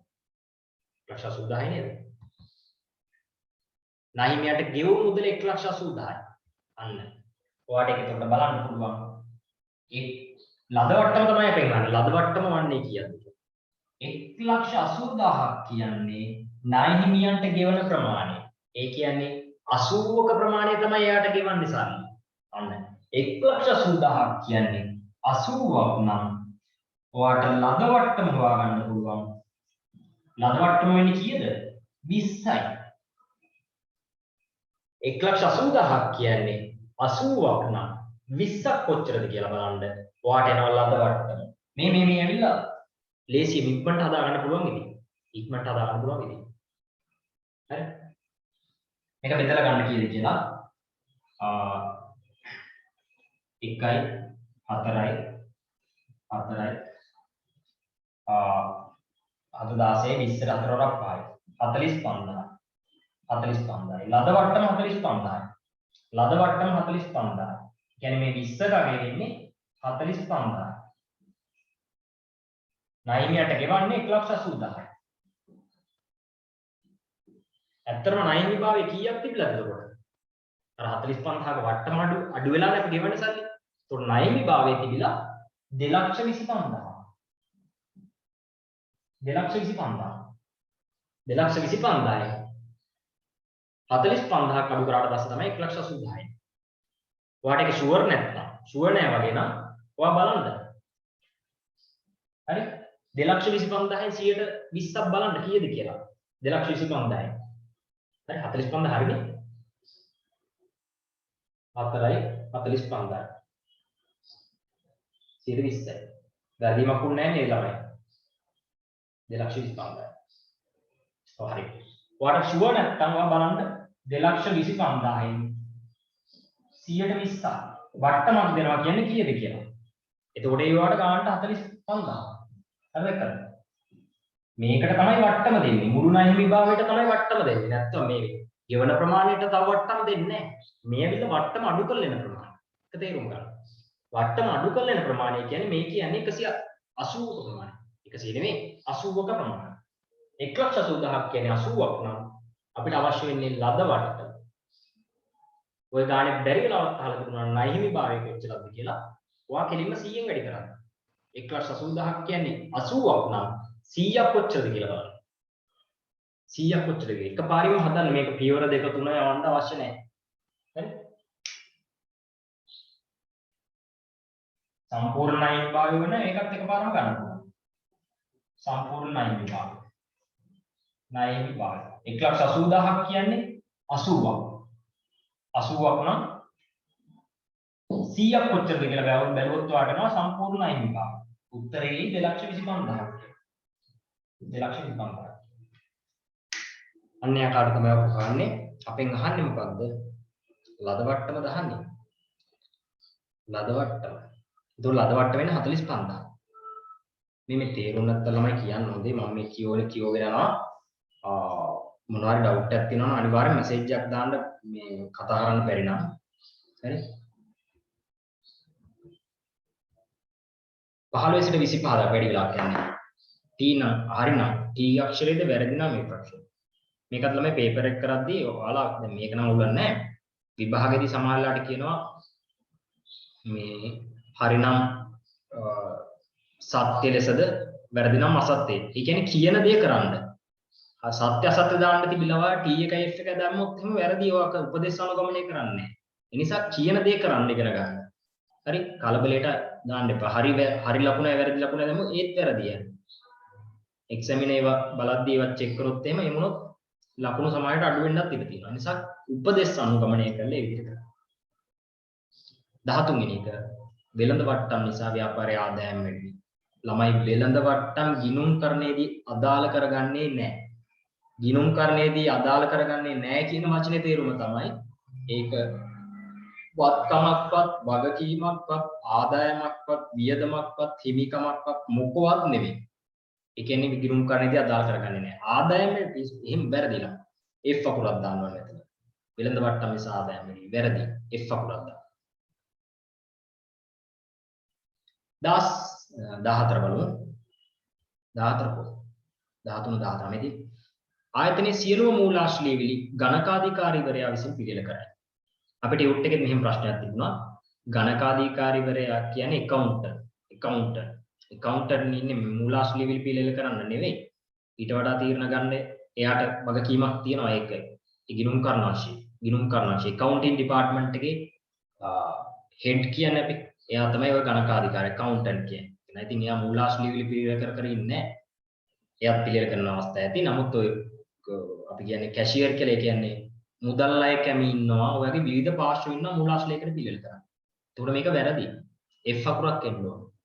සියලුම මූලාශ්‍ර එහෙම ඉන්න බෑ නම. වැරදි ඒක. අඩමාන අය වෙන් කිරීම වලට දාලා මූලාශ්‍ර ලේඛනය වන්නේ ජර්නල් වවුචර් එක. අනිවාර්යයෙන්ම ජර්නල් වවුචර් එක.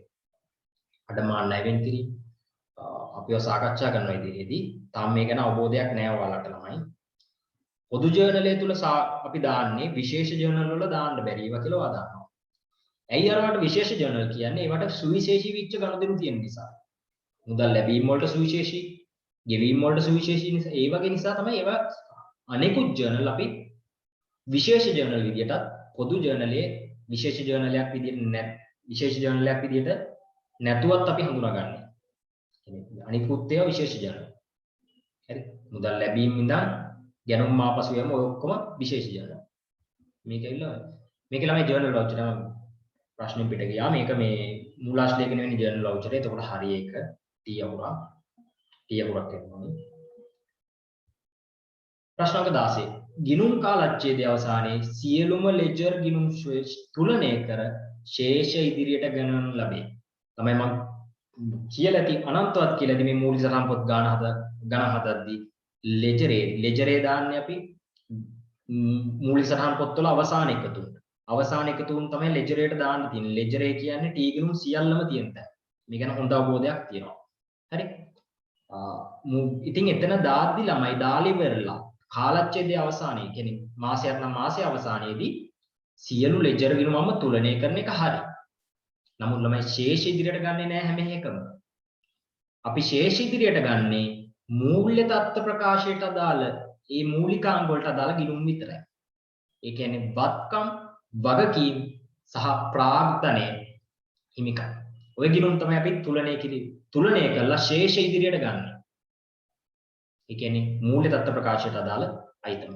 නමුත් ආදායම් ප්‍රකාශයට අදාළ අයිතම වෙන ආදායම් වියදම් ගිණුම් වල අපි තුලනය කරලා ඊගේ ශේෂයේ පාගේ ශේෂයේ ඊගේ ශේෂය එහෙම ගන්නෙ නෑ. සම්පූර්ණයෙන්ම වැරදි.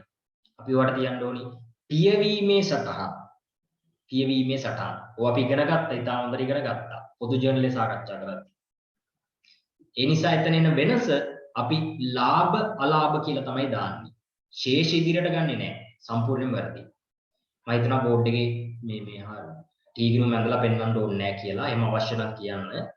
ඒ ගැන අවබෝධයක් තියෙනවා. ඒ කියන්නේ ශේෂ ඉදිරියට ගන්නෙ නෑ හැම එකක්ම වත්කම් වගකීම් සහ ප්‍රාග්ධන. ඒ කියන්නේ මූල තත්ත්ව ප්‍රකාශයට අදාළ ගිණුම් විතරයි අපි ශේෂ ඉදිරියට ගන්න.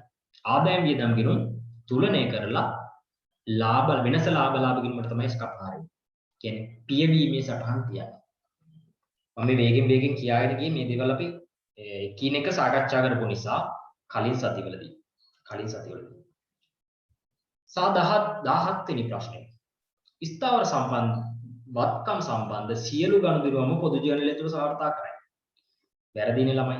ඔයා මේ වචනේ දැක්ක ගමන් ගොඩක් වෙලාවට ඒක හරිය කියනවා. ස්ථාර වත්කම් සම්බන්ධව දාන්නේ නැහැ නේ මේ අනිකුත් මේ මූලික සටහන් කියන්නේ මුදල් ලැබීම් ගෙවීම් ජර්නල් වල කියන්නේ පොදු ජර්නලය තුළ අනිවාර්යයෙන්ම දාන්න ඕනේ කියලා දායි. නමුත් සම්පූර්ණයෙන් වැරදි ළමයි. ස්ථාවර වත්කම් අත්පිට ගැනීම ඒ වගේම ස්ථාවර වත්කම් අත්පිට විකිණීම අපි සටහන් කරන්නේ මුදල් ගෙවීම් ජර්නල් සහ මුදල් ලැබීම් ජර්නල්. ස්ථාවර වත්කමක් සල්ලි වලට විකුණනවා. එතකොට මොකද්ද වෙන්නේ? ව්‍යාපාරයේ ලාච්චුවට සල්ලි එනවා. දැක්කද? ලාච්චුවට සල්ලි එනවා නම් අපි ඒ දාන්නෝනේ මුදල් ලැබීම් ජර්නල්. ස්ථාවර වත්කම අත්පිට ගන්නවා. සල්ලි දීලා ගන්නවා ව්‍යාපාරයේ ලාච්චුවෙන් සල්ලි වියදම් කරලා ලාච්චු ඇරලා ලක්ෂ 5ක් අරගෙන ගන්නවා මොනවද? එතකොට සල්ලි යනවා. නම් මුදල් ගෙවීම් ජර්නලේ දාන්න එපා. පොදු ජර්නලය තුල දාලා හරියයි. ඒතර පොදු ජර්නලය තුල වාර්තා කරන්නේ අපි ස්ථාවර වත්කම් ණයට ගැනීම සහ ණයට මිලදී ණයට විකිණීම. පැහැදිලිව අපි කිව්වා. එතකොට මේක වැරදි. තේරුම් ගන්න හරියට ඒ දේවල්. ළමයි MCQ ප්‍රශ්න වල බොහෝ ළමයි වරද්දන ඒවා. ලකුණක් දෙකක් වෙන්න පුළුවන්. මේ වගේම තමයි රෑන්ක් වලට මිස් වෙන්නේ ගොඩක් වෙලාවට. එක ලකුණකින් කොච්චර රෑන්කින් වෙනස් වෙනවද? ළමයි කීයක්ද ලංකාවේ? ඒ නිසා ඒව ඉගෙන ගන්න. වරදින ප්‍රශ්න ආය වරදින් නැති වෙන්න වග බලා ගන්න. අර වෙනම පොතක් වල මේන්ටේන් කරනවා ඇති. ඒ පොතේ ලියා ගන්න මේ කරුණු. ළමයි අවසාන ප්‍රශ්න 3. ආපසු යොමු යන ආදායම් ගිණුමකි. ළමයි මතක තියාගන්න මේව වරද්දන්න එපා. ආපසු එවුම් කියන්නේ හරිය ප්‍රශ්න ටික පිළිවෙලට අපි ගියා නේද? 18 19 20 හරි. ආපසු එවුම් කියන්නේ ආපසු එවන්නේ අපි ණයට විකුණන බාණ්ඩ තමයි ආපසු එවන්නේ. එහෙම හිතන්න. දැන් එකපාරට ආපසු එවුම් කියන්නේ ආදායමක්ද? මීටර වෙන්නේ නැහැ නේ එකපාරට. එයා හිතන්න ඊට පස්සේ ආපසු එවන්නේ මොනවද? ආපසු එවන්නේ ණයට විකුණන ඒවා. ඒතර විකුණුම් කියන්නේ ආදායම් ගිණුම. ළමයි එතකොට එහෙම හිතන්න. එතකොට විකුණුම් කියන්නේ ආදායමක් නම් ආපසු එවුම් කියන්නේ ආදායම් අඩුවීමේ ගිණුම. ආදායම් අඩුවීමේ ගිණුම. ඒතකොට ආපසු එවුම් කියන්නේ ආදායම් ගිණුම. ආදායම් වැඩිවීමක්ද අඩුවීමක්ද කතන්දර වැඩක් නැහැ. ආපසු එවුම් කියන්නේ ආදායම් ගිණුම. අන්න එහෙම හිතන්න. වරද්දන්න එපා ඒක. හරි? ඒක නිවැරදි. විකුණන බාන්න තමයි ආපසු එවන්නේ. එහෙම හිතන්න. එතකොට වරදින්නේ නැහැ. විකුණුම් කියන්නේ ආදායමක්නේ. ව්‍යාපාරේ ප්‍රධානතම ආදායම තමයි විකුණුම් ආදායම වෙන්නේ. හරි. කලින් ලද කුලියන වගකීමකි. කුලියක් කලින් හම්බෙනවා. කුලියක් කලින් ලැබෙනවා නම් අනිවාර්යයෙන්ම කලින් ලද ආදායම් විදිහට අපි ඒක සලකනවා. කලින් ආදායමක් කලින් හම්බෙනවා කියන්නේ අපිට ඒක ඇත්තටම වගකීමක් වෙනවා. වගකීමක් වෙනවා. ඔය ගැන තාම වලට අවබෝධයක් ගන්න බෑ. අපි හරියටම ඉගෙන ගන්න ඔබ 8 වෙනි පාඩමේදී ඒ කියන්නේ මම කිව්වනේ අර පොදු ජර්නලේ සාකච්ඡා කරද්දී මම කිව්වා පොදු ජර්නලට අදාළ අයිටම ටික දැන් පිළිවෙලට නෝට් එකක් බලාගෙන කියලා. පැහැදිලි කිරීම ඕක කරා ගන්න උදේ. ඉතින් අපි කිව්වා ආරම්භක සටහන්, වැරදි නිවැරදි කිරීමේ සටහන්, ගැළපිලි සටහන්, පියවීමේ සටහන් සහ අනිකුත් සටහන් තමයි ඒකේ දාන්නේ කියලා කිව්වා. හරි? පොදු ජර්නලේ. එතින්දී අපි පැහැදිලි කරගත්ත ආරම්භක සටහන් ගැන හොඳ අවබෝධයක් ගත්තා. ගානකුත් පොඩියට හැදුවා. ව්‍යාපාරයේ ආරම්භයේදීන්ට පවතින වත්කම් වගකීම් අවශේෂ දාන එකනේ ආරම්භක සටහන් කියන්නේ. ඒක හරි. ආරම්භක සටහන් ගැන අවබෝධය. ඊට පස්සේ පියවීමේ සටහන් ගැන අවබෝධයක් ලබා ගත්තා. පියවීමේ සටහන් කියන්නේ අපි පොදු ලෙජරේ තියෙන ආදායම් වියදම් ගිණුම් වලට. ඒවා ලාභ ගිණුම් වලට කපා හරින්න තමයි තිබෙන තබන සටහන් තමයි පියවීමේ සටහන් කියන්නේ. නැත්නම් ඔයාලට අපි කියනවා මාරු සටහන් කියලා. මම ටී ගිණුම ඇඳලා ඒක පෙන්නනවා. මතක නැත්තම් මම රෙකෝඩින් එක ඒක තාම අයින් කරලා නැහැ. ඔයාලට දාලා තියෙන්නේ. ඒක ආයෙත් බලන්න 10 සැරයක් හරි බලලා කොහොම හරි කරගන්න. ඒකයි මම කියන්නේ. මේ අවස්ථාවෙන් ප්‍රයෝජනයි. සහ අනිකුත් සටහන් ගැනත් අපි සාකච්ඡා කරා. ස්ථාරවත්කම් ණයට ගැනීම, ණයට විකිණීම, අගරු චෙක් විශේෂයෙන්ම කතා කරා. ණයගැති අගරු චෙක්, ණය හිමියන්ට ගෙවුවා ඒ දීමේදී ඒවා අගරු වෙන අවස්ථා, වියදම් සඳහා ගෙවුවා අගරු වෙන ඒවා කොහොමද දාන්නේ? ආදායම් ඒවා ගැන අවබෝධය ලබා ගන්න. ඔතෙන්දී තියෙන ප්‍රධාන සටහන් දෙකක් වෙන. එකක් වැරදි නිවැරදි කිරීමේ සටහන. අනිත් එක ගැළපිලි සටහන. ওই දෙක අපි ඉගෙන ගන්න ඉදිරි පාඩම් වලදී. ප්‍රධාන වශයෙන්ම අපි අඟහරුවාදා පටන් ගන්න ක්ලාස් එක අපි පටන් ගන්නවා වැරදි නිවැරදි කිරීමේ සටහන. 8 වෙනි පාඩමේදී තමයි අපි වාගෙනන්නේ ගැළපිලි සටහන් ගැන සම්පූර්ණ අවබෝධයක් ලබා ගන්න. ගැළපිලි සටහන් ගැන. මම ඒක කිව්වේ මෙතෙන්දී මේ කලින් ලද කුලී ගැන දැනට මේ ඕවා ගැළපිලි සටහන් යටතේ තමයි ඉගෙන ගන්න තියෙන්නේ ළමයි. ගැළපිලි සටහන. ඒක 8 වෙනි පාඩමේදී අපි කරමු. පැහැදිලිව නෝට් එක ලියා ලියුවනේ. 20. ආපසු යවුම් යනු වත්කම් ගෙනීම. දැන් කල්පනා කරන්න. ආපසු යවුම් කියන්නේ මොනවද? ආපසු යවන්නේ අපි ණයට ගත්ත බඩු. අපිට ගන්නේවා අපි ආපසු යවන්නේ නැහනේ. මොකද සල්ලි දීලා ගන්නේවා ආපසු යවුවට යාලා බාර ගන්න එකක් වන්න තියෙන්නේ. ඒකනේ මම කිව්වේ පැහැදිලි කරද්දී කිව්වේ. අනිවාර්යයෙන්ම ණයට ගන්නේවා තමයි ආපසු යවන්නේ. ඊට පස්සේ කල්පනා කරන ගැනුම් කියන මොන වියදම? මොකක්ද? මොන ගිණුමක්ද? ගැනුම් කියන්නේ වියදම් ගිණුම. ඒතකොට ආපසු යවුම් කියන්නේ ගැනුම් වියදම අඩුවීම. වියදම් අඩුවීමේ ගිණුම. වියදම් අඩු වුණාද වැඩි වුණාද වැඩක් නැහැ. පොදුවේ ගත්තොත් ආපසු යවුම් කියන්නේ වියදම් ගිණුම. ගැනුම් වියදම අඩුවීම. නමුත් මෙතන තියෙන්නේ මොකද්ද? ආපසු යවුම වත්කම් ගිණුමක් කොහෙන්ද? වත්කම් ගිණුමක් නෙමෙයි. ආපසු යවුම් කියන්නේ වියදම් ගිණුම. හරි? ගැනුම් කියන වියදම අඩුවීම. ගිණුම් කරන සමීකරණයට දාපු විදිය වෙන විදියක්. හරි? මේ ලූකා පැසියෝලි කියලා තියෙන්නේ ඒ විදිහට තමයි ඔයාලට වැදගත් වෙන්නේ. ගිණුම් කරන සමීකරණයට දාද්දී අපි මම මේ වෙනසත් කිව්වනේ ඔයාලට. ඒව ගැන අවබෝධයක් තියාගන්න. ඒතොර ඒක වැරදි. F අකුරක් දාන්න ඕනේ. F අකුරක් දාන්න. ගැනුම් යන වියදම් ගිණුම. අනිවාර්යයෙන්ම ගැනුම් කියන්නේ වියදම් ගිණුම. හරි? ගැනුම් කියන්නේ වියදම් ගිණුම. එනිසා තමයි අර ගැනුම් ජර්නලේ වටිනාකම තීරුවකෙත්වේ අපි ගන්න ගැනුම් හර, වැට් පාලන හර, ණය හිමි පාලන බැර. ගැනුම් ජර්නලේ ගන්න. ඒතර ගැනුම් හර වෙන්නේ ගැනුම් වියදම වැඩි වීමක් නිසා. හරිද? ඇයි හර වෙන්නේ ඇයි බැර වෙන්නේ කියලා දැනගන්න. ණය පදනමට විකුණු සියලු වත්කම් සටහන් කිරීමට ඇති විශේෂ ජර්නලය විකුණුම් ජර්නලයේ වේ. ළමයි ණයට විකුණන හැම එකක්ම දාන්න ගියොත් එහෙම මලකෙලියක් වෙන්නේ. ඒක බෑ එහෙම කරන්න. ණය පදනමට පැහැදිලි කරද්දිම කිව්වනේ. විකුණුම් ජර්නලය අපි දාන්නේ වෙළඳ භාණ්ඩ ණයට විකුණු. හරි? නැවත විකිණීමේ පරමාර්ථයෙන් ගන්නේම ණයට විකුණන්නේ. ස්ථාවරවත්කම් ණයට විකුණනේවා අපි ඔගේ දාන්න ගියේ නෑනේ. ස්ථාවරවත්කම් ණයට විකුණනේවා අපි දාන්නේ පොදු ජර්නලය තුල. ඒතකොට මේක වැරදි. ණය පදනමට විකුණු සියලු වත්කම් නෙවෙයි. වෙළඳ භාණ්ඩ නම් ගන්න පුළුවන්. වෙළඳ භාණ්ඩ කියලා දුන්නා නම් ඒක හරි. ඒක වැරදි ඒතකොට.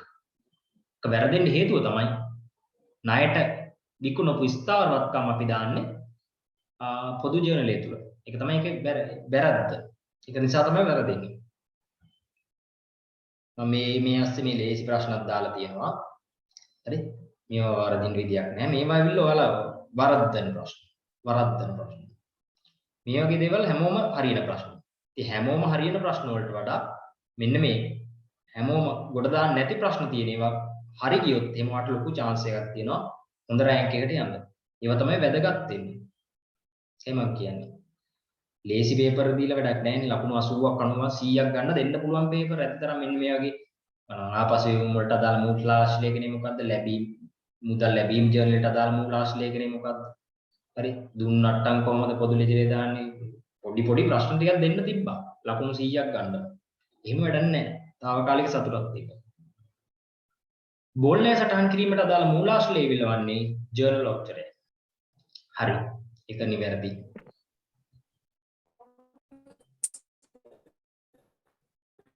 නිවැරදි. හරි. ආයතනයේ ලෙජරේ දෛනිකව ගනුදෙනු පිටපත් කිරීම සිද්ධ වේ.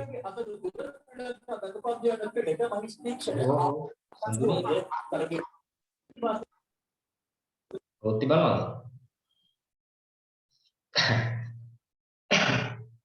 හරි. අපි බලුවොත් ආයතනයේ ලෙජරේ දෛනිකව ගනුදෙනු පිටපත් කරයි. වැරදි ළමයි. අපි ඉගෙන ගත්තා මෙයා පැහැදිලිව කතා කරා. මූලික සටහන් පොත්වල අවසාන එක තුන් තමයි අපි පොදු ලෙජරේට දාන්නේ. පොදු ලෙජරේට දාන්න. හරි? එතකොට මූලික සටහන් පොත්වල නම් අනිවාර්යයෙන්ම දෛනිකව දාන්න. ඒකනේ ඒවට දෛනික පොත් කියන්නේ. ඒකනේ ඒවට මූලික සටහන් පොත් මෙන්න දෛනික පොත් කියලා අපි කියනවා. දින අනුපිළිවෙලට සටහන් කිරීමක් කරනවා. පිළිවෙලට. කොහොම සටහන් කළේ එතනක් දාන්නේ වල පොදු ලෙජරේට දාන්න යන්නේ නැහැ අපි. පොදු ලෙජරේට දාන්නේ අර මූලික සටහන් පොත්වල අවසාන එකතුව. සම්පූර්ණ කියන්නේ මාසයේ අන්තිමට. මාසයේ අන්තිමට තමයි අවසාන එකතුව ගන්න. ඒ අවසාන එකතුව අරගෙන එතන වාක්‍ය ලියන්නේ.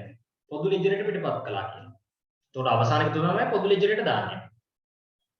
තේරුම් ගන්න. දෛනිකව පිටපත් කිරීම සිද්ධ වෙන්නේ නැහැ. මාසයේ අන්තිමට කාලච්ඡේදයේ අවසානයේ තමයි ඒක සිද්ධ වෙන්නේ.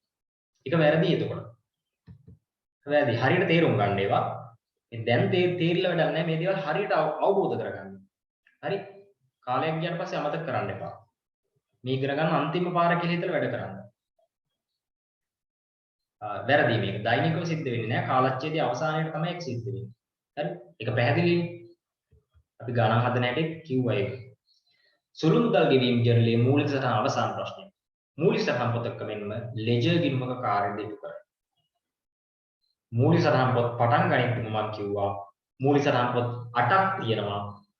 O level වල අපි ඉගෙන ගත්තා මුදල් පොත සුළු මුදල් පොත. අනිවාර්යෙන් මේවා දිත්ත කාර්යයක් ඉටු කරා. මූලික සටහන් පොත කාර්යය කොහොමද ඉටු කරනවා? ලෙජර් ගිණුමක කාර්යයක් ඉටු කරා. මොකද්ද ලෙජර් ගිණුමක කාර්ය කියන්නේ? ඒකත් දැනගන්න එපා මම කිව්වනේ. ලෙජර් ගිණුමක කාර්ය කියන්නේ ආරම්භක ශේෂ දාන්න පුළුවන්, හර වෙන ඒවා දාන්න පුළුවන්, බැර වෙන ඒවා දාන්න පුළුවන්, අවසාන ශේෂ ගන්න පුළුවන්, ඔක්කොම කරන්න පුළුවන්. කියන්නේ ලෙජර් ගිණුමක කාර්ය කියන එක අදහස් වෙන්නේ ඒකයි. නමුත් A level වල මූලික සටහන් පොත් 8න් එකක්වත් ඔය ලෙජර් ගිණුමක කාර්ය ඉටු කරන්නේ නැහැ. මුදල් පොත කියලා එකක් නැහැ. සුළු මුදල් පොත කියලා එකක් නැහැ. තියෙන්නේ මුදල් ලැබීම් ජර්නලේ, මුදල් ගෙවීම් ජර්නලේ, සුළු මුදල් ගෙවීම් ජර්නලේ. එක දෙයයි සිද්ධ වෙන්නේ. එක දෙයකට තමයි විශේෂීකරණය වෙලා තියෙන්නේ. ලෙජර් ගිණුමක කාර්ය ඉටු කරන්නේ නැහැ. O level වල සුළු මුදල් පොත හදද්දී අපි සුළු මුදල් බාරකරුට ප්‍රධාන මුදල් බාරකරු ලබා දෙන මුදල නැත්නම් කිව්වොත් අග්‍රිමය. නැත්නම් අග්‍රිමය ප්‍රතිපූර්ණය කිරීම ඕකත් අපි සටහන් කිරීමක් කරා. ඒකට ආරම්භක විශේෂයත් අපි දැම්මා. අපිට මතක විදිහට. හරි? ආරම්භක විශේෂයක් දානවා. කියන්නේ හර වෙන එකක් දානවා අපි. බැර වෙන ටික දිනවනේ. ඒ කියන්නේ වියදම් ටිකත් ඔක්කොම සටහන් කිරීමක් කරනවා. ලෙජර් ගිණුමක් කාර්යයට කරා. නමුත් මේ ලෙවල් වල සුළු මුදල් ගෙවීම් ජර්නලේ අපි ඔය සෙල්ලම් දාන්න ගියේ නෑනේ. ඉතාමත් ලේසි. ගෙවීම් ටික විතරයි දැම්මේ. ඒ නිසා තමයි අපි මේ පොදු ලෙජරේ ඒ වෙනුවෙන් ඒවයි දිත්ත කාර්යයට කරන්නේ. නැත්නම් කො ලෙජර් ගිණුමක කාර්යයට කරන්න ටී ගිණුම විවෘත කරන්නේ. මුදල් පාලන ගිණුම, සුළු මුදල් පාලන ගිණුම, ගැනුම් විකුණුම් ඔය ආදී සියලු ගිණුම් විවෘත කරන්න අවශ්‍යයි. කියන්නේ එකදු මූලික සටහන් පොතක්වත් දිත්ත කාර්යයට කරන්නේ නැහැ. හොඳට ඔළුවට දාගන්න. ඉටු කරන එකම කාර්යය තමයි මූලික සටහන් පොතක කාර්යය. ලෙජර් ගිණුමක කාර්යයට කරන්නේ නැහැ. හොඳට අවබෝධයෙන් කරන්න. ලෙජර් ගිණුමක කාර්ය කියන්නේ හර ශේෂ, ආරම්භක ශේෂය, හර වෙන ඒවා, බැර වෙන ඒවා, අවසාන ශේෂය. කොහොමකුත් දාන්න බෑ. දාන්න ලෙජර් ගිණුමක කාර්ය කියන එකෙන් ඒක අදහස් වෙන්නේ. හරි. බලමු අපි. ලෙජර් ගිණුමක කාර්යයට කරන්නේ නැහැ නම ඒක වැරදි සම්පූර්ණයෙන්ම. ඒකදි මතක තියාගන්න. දැන් මම මේවට නෝට් එකක් දෙන්නේ නැහැ නේ. ඔයා ලියා ගන්න. එකම මූලික සටහන් පොතක්වත් දිත්ත කාර්යයක් ඉටු කරන්නේ නැහැ. ඉටු කරනු නොලැබේ. වැදගත් කරුණු ලියා ගන්න. හරි. හතරවෙනි පාඩම සෙනසුරාදා අද කරන්න වෙන්නේ නැහැ. අද පේපර් එක ඩිස්කස් කරපු නිසා අපි අඟහරුවාදා වැඩේ පටන් ගමු ළමයි. ගිණුම් කරන විෂයේ හතරවෙනි පාඩම ඉතා වැදගත්. ඉතා වැදගත්. ඉගෙන ගන්න දේවල් තියෙනවා. අපි ඉගෙන ගන්නවා ඒක ගොඩක් දේවල්. වැරදි නිවැරදි කිරීම පාඩම. හරි? වැරදි නිවැරදි කිරීම. ඒක දැන් කියලා අවශ්‍ය නැහැ. අපි අඟහරුවාදා මේ වැඩේ පටන් ගමු. එහෙනම් ප්‍රශ්න තියෙනවද මොනවා හරි? ප්‍රශ්න තියෙනවා නම් අහන්න පුළුවන්. චලනීය අවුලක් නැද්ද? පසිදු ඉමාෂා තිලාන් තිසරිනි සාවින්දි අහන්න අනිවාර්යයෙන්ම අහන්න. සඳුනි චලනි මොකක්ද තියෙන ප්‍රශ්නේ?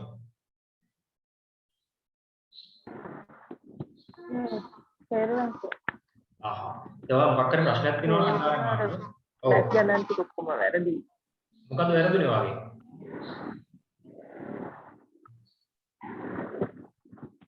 මේ වැට් සම්බන්ධ ගණන් ටික ඔක්කොම වැරදි. ඒක තමයි. ඒ කියන්නේ පොඩ්ඩක් හොයාගන්න මේ හිතන්න ඕනේ මේකේ මෙහෙම දෙයක් තියෙනවා. රෙකෝඩින් එකක් දාන්න. හරි? ඒකෙදි හිතන්න අර වට්ටමක් මම කියවනේ අර 110ක වට්ටමක් දීලා තියෙනවා නම් මෙන්න මේක තමයි. හරි? ඒක මුලින්ම ලියා ගන්න බෝඩ් එකේ. බෝඩ් එකේ නෙමෙයි. කටු වැඩ පොතේ ලියා ගන්න. 100ක ණය විභාගයක් තියෙනවා. 20ක වට්ටමක් හම්බ වෙනවා. ලැබෙනවා අපිට. එතකොට අපි සත්‍ය වශයෙන්ම ගෙවන්නේ 80. 80යි. එතකොට මෙතනින් ඔයාට ඕන එකක් දීලා තිබ්බොත් හොයාගන්න අවස්ථාවක් තියෙනවා. ඔයාට දීලා තියෙනවා නම් ලද වට්ටම දීලා තියෙනවා නම් රුපියල් 10000යි කියලා. උදාහරණයක් විදිහට කිව්වොත් ලද වට්ටම 10000ක් කියලා දීලා තියෙනවා. ඔයාගෙන් අහනවා මේ ණයින් නැත්නම් විනාඩියක් ගමොත් රුපියල් 35000යි කියලා දීලා තියෙනවා. 35000යි කියලා දීලා තියෙනවා ලද වට්ටම. ඔයාගෙන් අහනවා සත්‍ය වශයෙන්ම ගෙවන ප්‍රමාණය කොච්චරද? එක පාරේ කොහොමද පුළුවන්? කොහොමද යන්නේ? 35000ක් කියන්නේ 20ක් නම් 80ක් කොච්චරද කියලා බලනවා. සත්‍ය වශයෙන්ම ගෙවන ප්‍රමාණය. ඒක ලේසි පොඩ මම රෙකෝඩින් එකක් දාන්නම් පොඩ්ඩක් බලන්න. මේ ඒ ගානට විතර සීමා වෙන්න එපා. ඒකේ අර තියරි හරියට අල්ලගන්න. හරි. ඉතින් තිලාන් මොකක්ද තත්ත්වය? පසිදු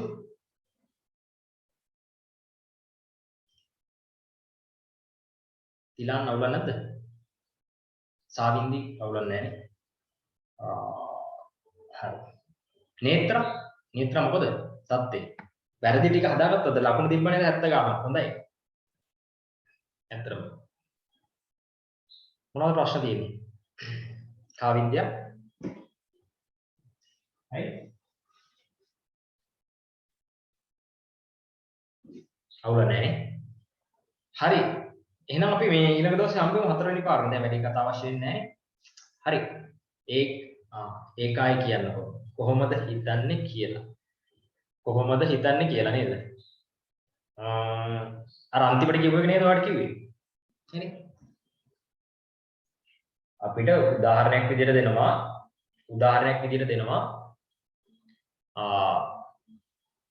අර වැට් සම්බන්ධ වුණත් ඕනි දෙයක් ගන්න පුළුවන්. වැට් කතන්දරයක් අපි ගමුකෝ. විකුණුම් මත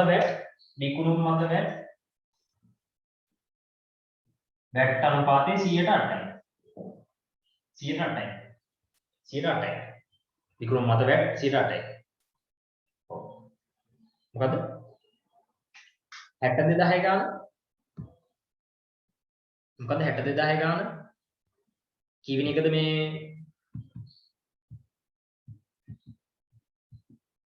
නේත්‍රා මැසේජ් එකක් දාන්න.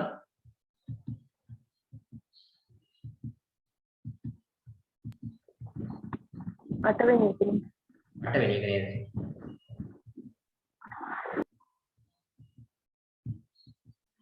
අටවෙනි එක. මෙන්න මේක පොඩ්ඩක් අමාරු ඇති. ඒක පැටලෙනවා ඇති. ඒක පාඩම ගානම බලලා දැන් මා එක ගැටලුව නිරාකරණය කරගන්න. හරි? මේකයි ඔබ හිතන්න ඕනේ. මෙහෙමයි හිතන්න ඕනේ. ව්‍යාපාරයක වැට් ලියාපදිංචි ව්‍යාපාරයක ණයට විකුණුම් මත එකතු කරගත්ත 62000කි.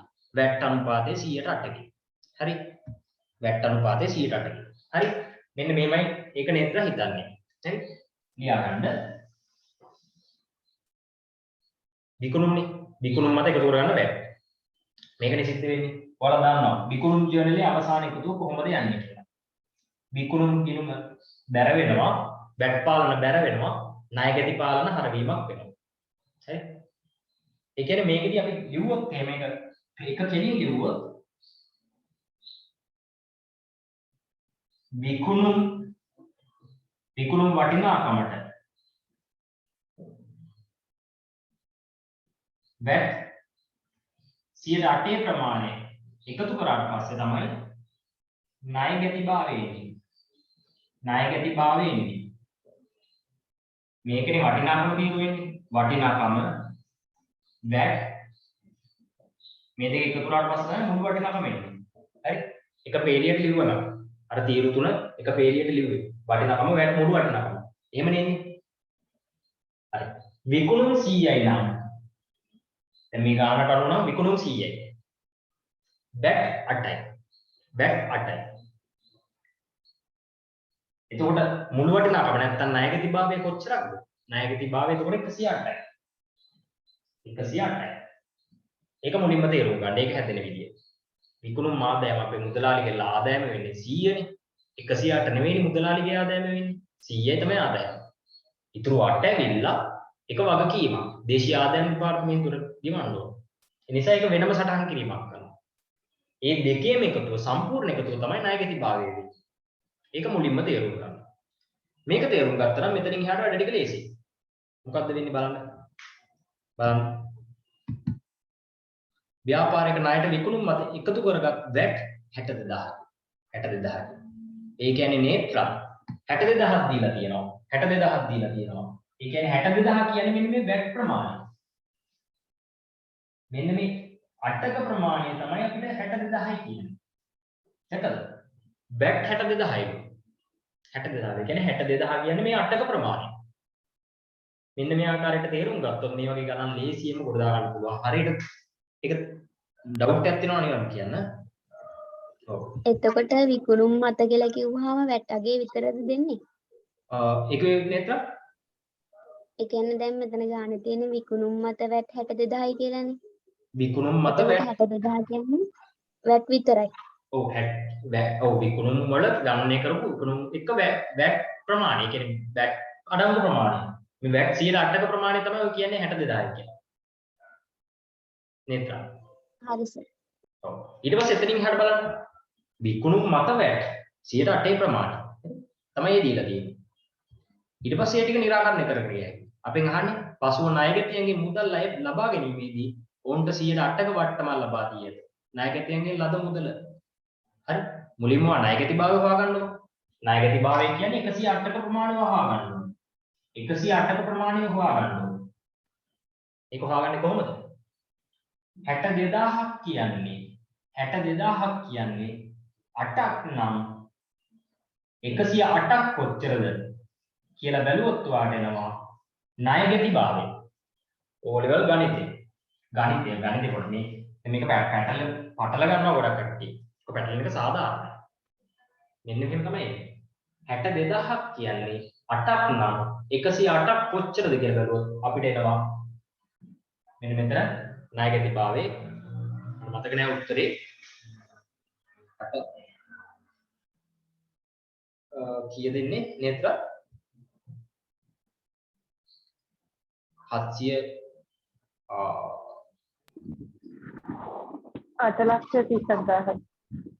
8,37,000 8,37,000 හරි 8,37,000 ඒ කියන්නේ මෙන්න මෙතන අගේ එන්නේ 8,37,000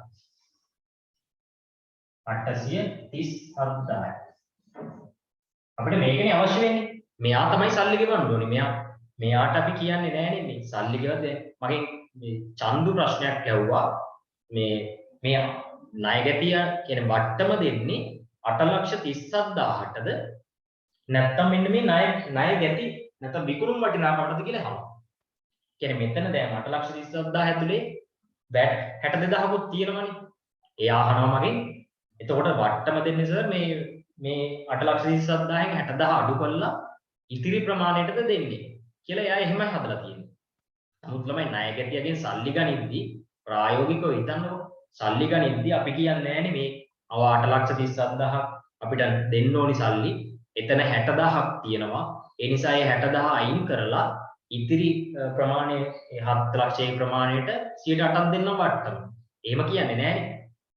උගෙන් සල්ලි ගන්නම බැරි නම් මොකද්ද කියන්නේ? 8,37,000යි ඔගෙන් මේ දැන් ඔබ ණයනේ මට 8,37,000 ඔගෙන් 108ක් අඩු කරලා මට දෙන්න සල්ලි. ඉතින් කියන්නේ නෑනේ අර මේකේ ජාතක කතා වැඩක් නෑනේ උන්ට. අනිවාර්යයෙන්ම මේ ගෙවීම කරන්නේ මේකෙන් 108ක අඩු කරලා ඉතිරිය තමයි ලැබෙන්නේ. හරි? ඉතිරිය තමයි ලැබෙන්නේ. ඒ කියන්නේ ඔයාට එක් ගණනය කරන්න පුළුවන්. 8,37,000 37,000 තමයි ණය හිමිභාවය සම්පූර්ණ ණය හිමිභාවය ණයගැතිභාවය. මේකෙන් අපිට සල්ලි හම්බෙන්නේ 108ක ප්‍රමාණය අඩු කරලා එන ප්‍රමාණය. 108ක අඩු ප්‍රමාණය අඩු කරලා එන ප්‍රමාණය. ඒක මේ වගේ ලියන්න පුළුවන් ඔයාලට. හරි? මේ වගේ ලියුවගෙන ඉట్లా ඒකත් අවශ්‍ය නම් ලියන්න පුළුවන්. ණයගැතිභාවය ඒකෙන් අඩු කරන්න ඕනි වට්ටම් අඩු කරාට පස්සේ තමයි අපිට ණයගැතියන්ගේ ණයගැති ලැබීමෙන් ඒ කියන්නේ 108යි කියලා කියනවා පැහැදිලිවම 108යි වට්ටම දෙන්නේ බැටුත් 108යි වට්ටම 108යි ඒ කියන්නේ ණයගැතිභාවයේ 100ක් නම් උට කියනවා අපි 100ක් ඕනේ නැහැ 108ක් අඩු කරලා ඒ කියන්නේ 8ක් අඩු කරලා 92ක් අපිට සල්ලි දෙන්න 92ක් සල්ලි දෙන්න කියලාද ලේසි අපි මෙතන දන්නවා වටිනාකම 8,37,000 ණයගැතිභාවය දන්නවා 837 දන්නවා අපිට අහන්නේ මෙතන ණයගැතියන්ගෙන් ලැබීම් කොච්චරද කියලා. ඒ කියන්නේ 92ක් කොච්චරද කියලා අහන්නේ. 92ක් කොච්චරද කියලා අහන්නේ. කොහොමද හොයාගන්නේ? 8,37,000ක් කියන්නේ 837ක් කියන්නේ 100ක් නම් 92ක් කොච්චරද කියලා බැලුවොත් 92ක් කොච්චරද කියලා බැලුවොත් වාදනවා ණයගැති ලැබීම. හරි? 837ක් කියන්නේ 100ක් නම් 92ක් කොච්චරද කියලා බැලුවොත් ඔක ඔයාලට ලේසියෙන් හොයාගන්න පුළුවන්. මේක ඔයාලා ගොඩාක් වැදගත් වෙන්නේ මේ මෙතෙන්දී දැන් මේ ප්‍රශ්න අහද්දී වැදගත් වෙනවා. දැන් ඒකට උත්තරය එතකොට එයි 837 බෙදීම 100 වැඩි කිරීම 92 මම හිතන්නේ දැන් මේක ගත්තොත් 770.7 ලියනවා. 770.7 හරි? දැන් මේක මෙතනට වඩා අපිට වැදගත් වෙන තැනක් තියෙනවා. ඔයාලට මේ ඉස්සරහට ගණන් හදද්දී දෙනවා දලල් දැන් 2022 කියලා මම කියන්නේ නිකන් දැනගන්න. ඔයාලා අනිවාර්යෙන් මේ දේවල් දැනගන්න ඕනේ. දැන් අසම්පූර්ණ සටහන් වල දීමක් කෙරෙන නිසා දැන් කරන ක්ලාස් වල ගොඩක් වෙලාවට දල්ලාභ අනුපාතික එහෙම දෙනවා. විකුණුම් මිලට දල්ලාභ අනුපාතික දෙනවා. සමහර අවස්ථාවල පිරිවැයට දල්ලාභ අනුපාතික දෙනවා. ඒ වගේ වෙලාවට අපි මේ වගේ පෙරවැඩක් කරලා තමයි ඒක ලස්සනට ගන්න එක කරන්නේ. එක පාටම අපිට හොයාගන්න බෑ. දල ලාභන පාතිකේ පිළිවැයමක් දීලා තිබුණොත් අර විකුණුම් වලට ඒ ප්‍රතිශතය වැඩි කරලා ගත්තොත් වැරදි. ඒවා ලස්සනට පෙරවැඩක් කරලා ඒක කරගන්න පුළුවන්. ඒ වෙද්දි මේ අවබෝධය තියෙනවා නම් ගොඩක් හොඳයි. නියතර මොනවද දැනගන්න ඕනේ. මේක තේරුණාද? මොකක්ද ඩවුට් එකක් තියෙනවද? හරි සර්. ඔව්. තව මොනවද තියෙන්නේ ප්‍රශ්න? වෙන මොනවද? කාවින්ද? සාවින්දි මේ කලින් ක්ලාස් එකේ හිටියේ නෑ නේද? වහිනවා කියන්නේ. හරි. ළමයි මොනවද ප්‍රශ්න තියෙනවා නම් අනිවාර්යයෙන්ම අහන්න තිසරිනි. හරි මම කොමන් දැම්ම ලින්ක් එක. නමුත් ජොයින් වෙන්නේ නැහැ මම ක්ලාස් වලට. ඉතින් කමක් නැහැ ඒක ප්‍රශ්නයක් නෑ මට නම් වැදගත් නෑ. ආවත් එක නවත් එක. මේ වැඩක් කරගන්න එක ඉතින් කොමන් ලින්ක් එක දානවා නම් ඉතින් ඔයාගේ දෙයක් ඒක එනවද නැද්ද කියන එක. හරි. ඒ නිසා පිළිවෙලට වැඩ කරගන්න මම අපේ group එකට රෙකෝඩින් එකක් දානවා අවශ්‍ය කට්ටියට. අපි ලබන අඟහරුවාදා සවස් 6ට ගිණුම් කරන විෂයේ 4 වෙනි පාඩම වන වැරදි නිවැරදි කිරීම පාඩම පටන් ගන්නවා. එහෙනම් මම දැන් ප්‍රශ්නයක් නැතුව ඇති හැමෝටම තියෙනවා අනිවාර්යයෙන්ම අහන්න පුළුවන්. ක්ලාස් එක ගන්ති ඉවරලා හරි. අපි එහෙනම් ඊළඟ දවසේ හම්බෙමු. සියලු දෙනාටම එහෙනම් අයිබෝන් පරිස්සමින් ඉන්න. අලුත් පාඩමකින් අපි හම්බෙමු අඟහරුවා. ප්‍රශ්න තියෙන අය ක්ලාස් එක දැන් ඉවරලා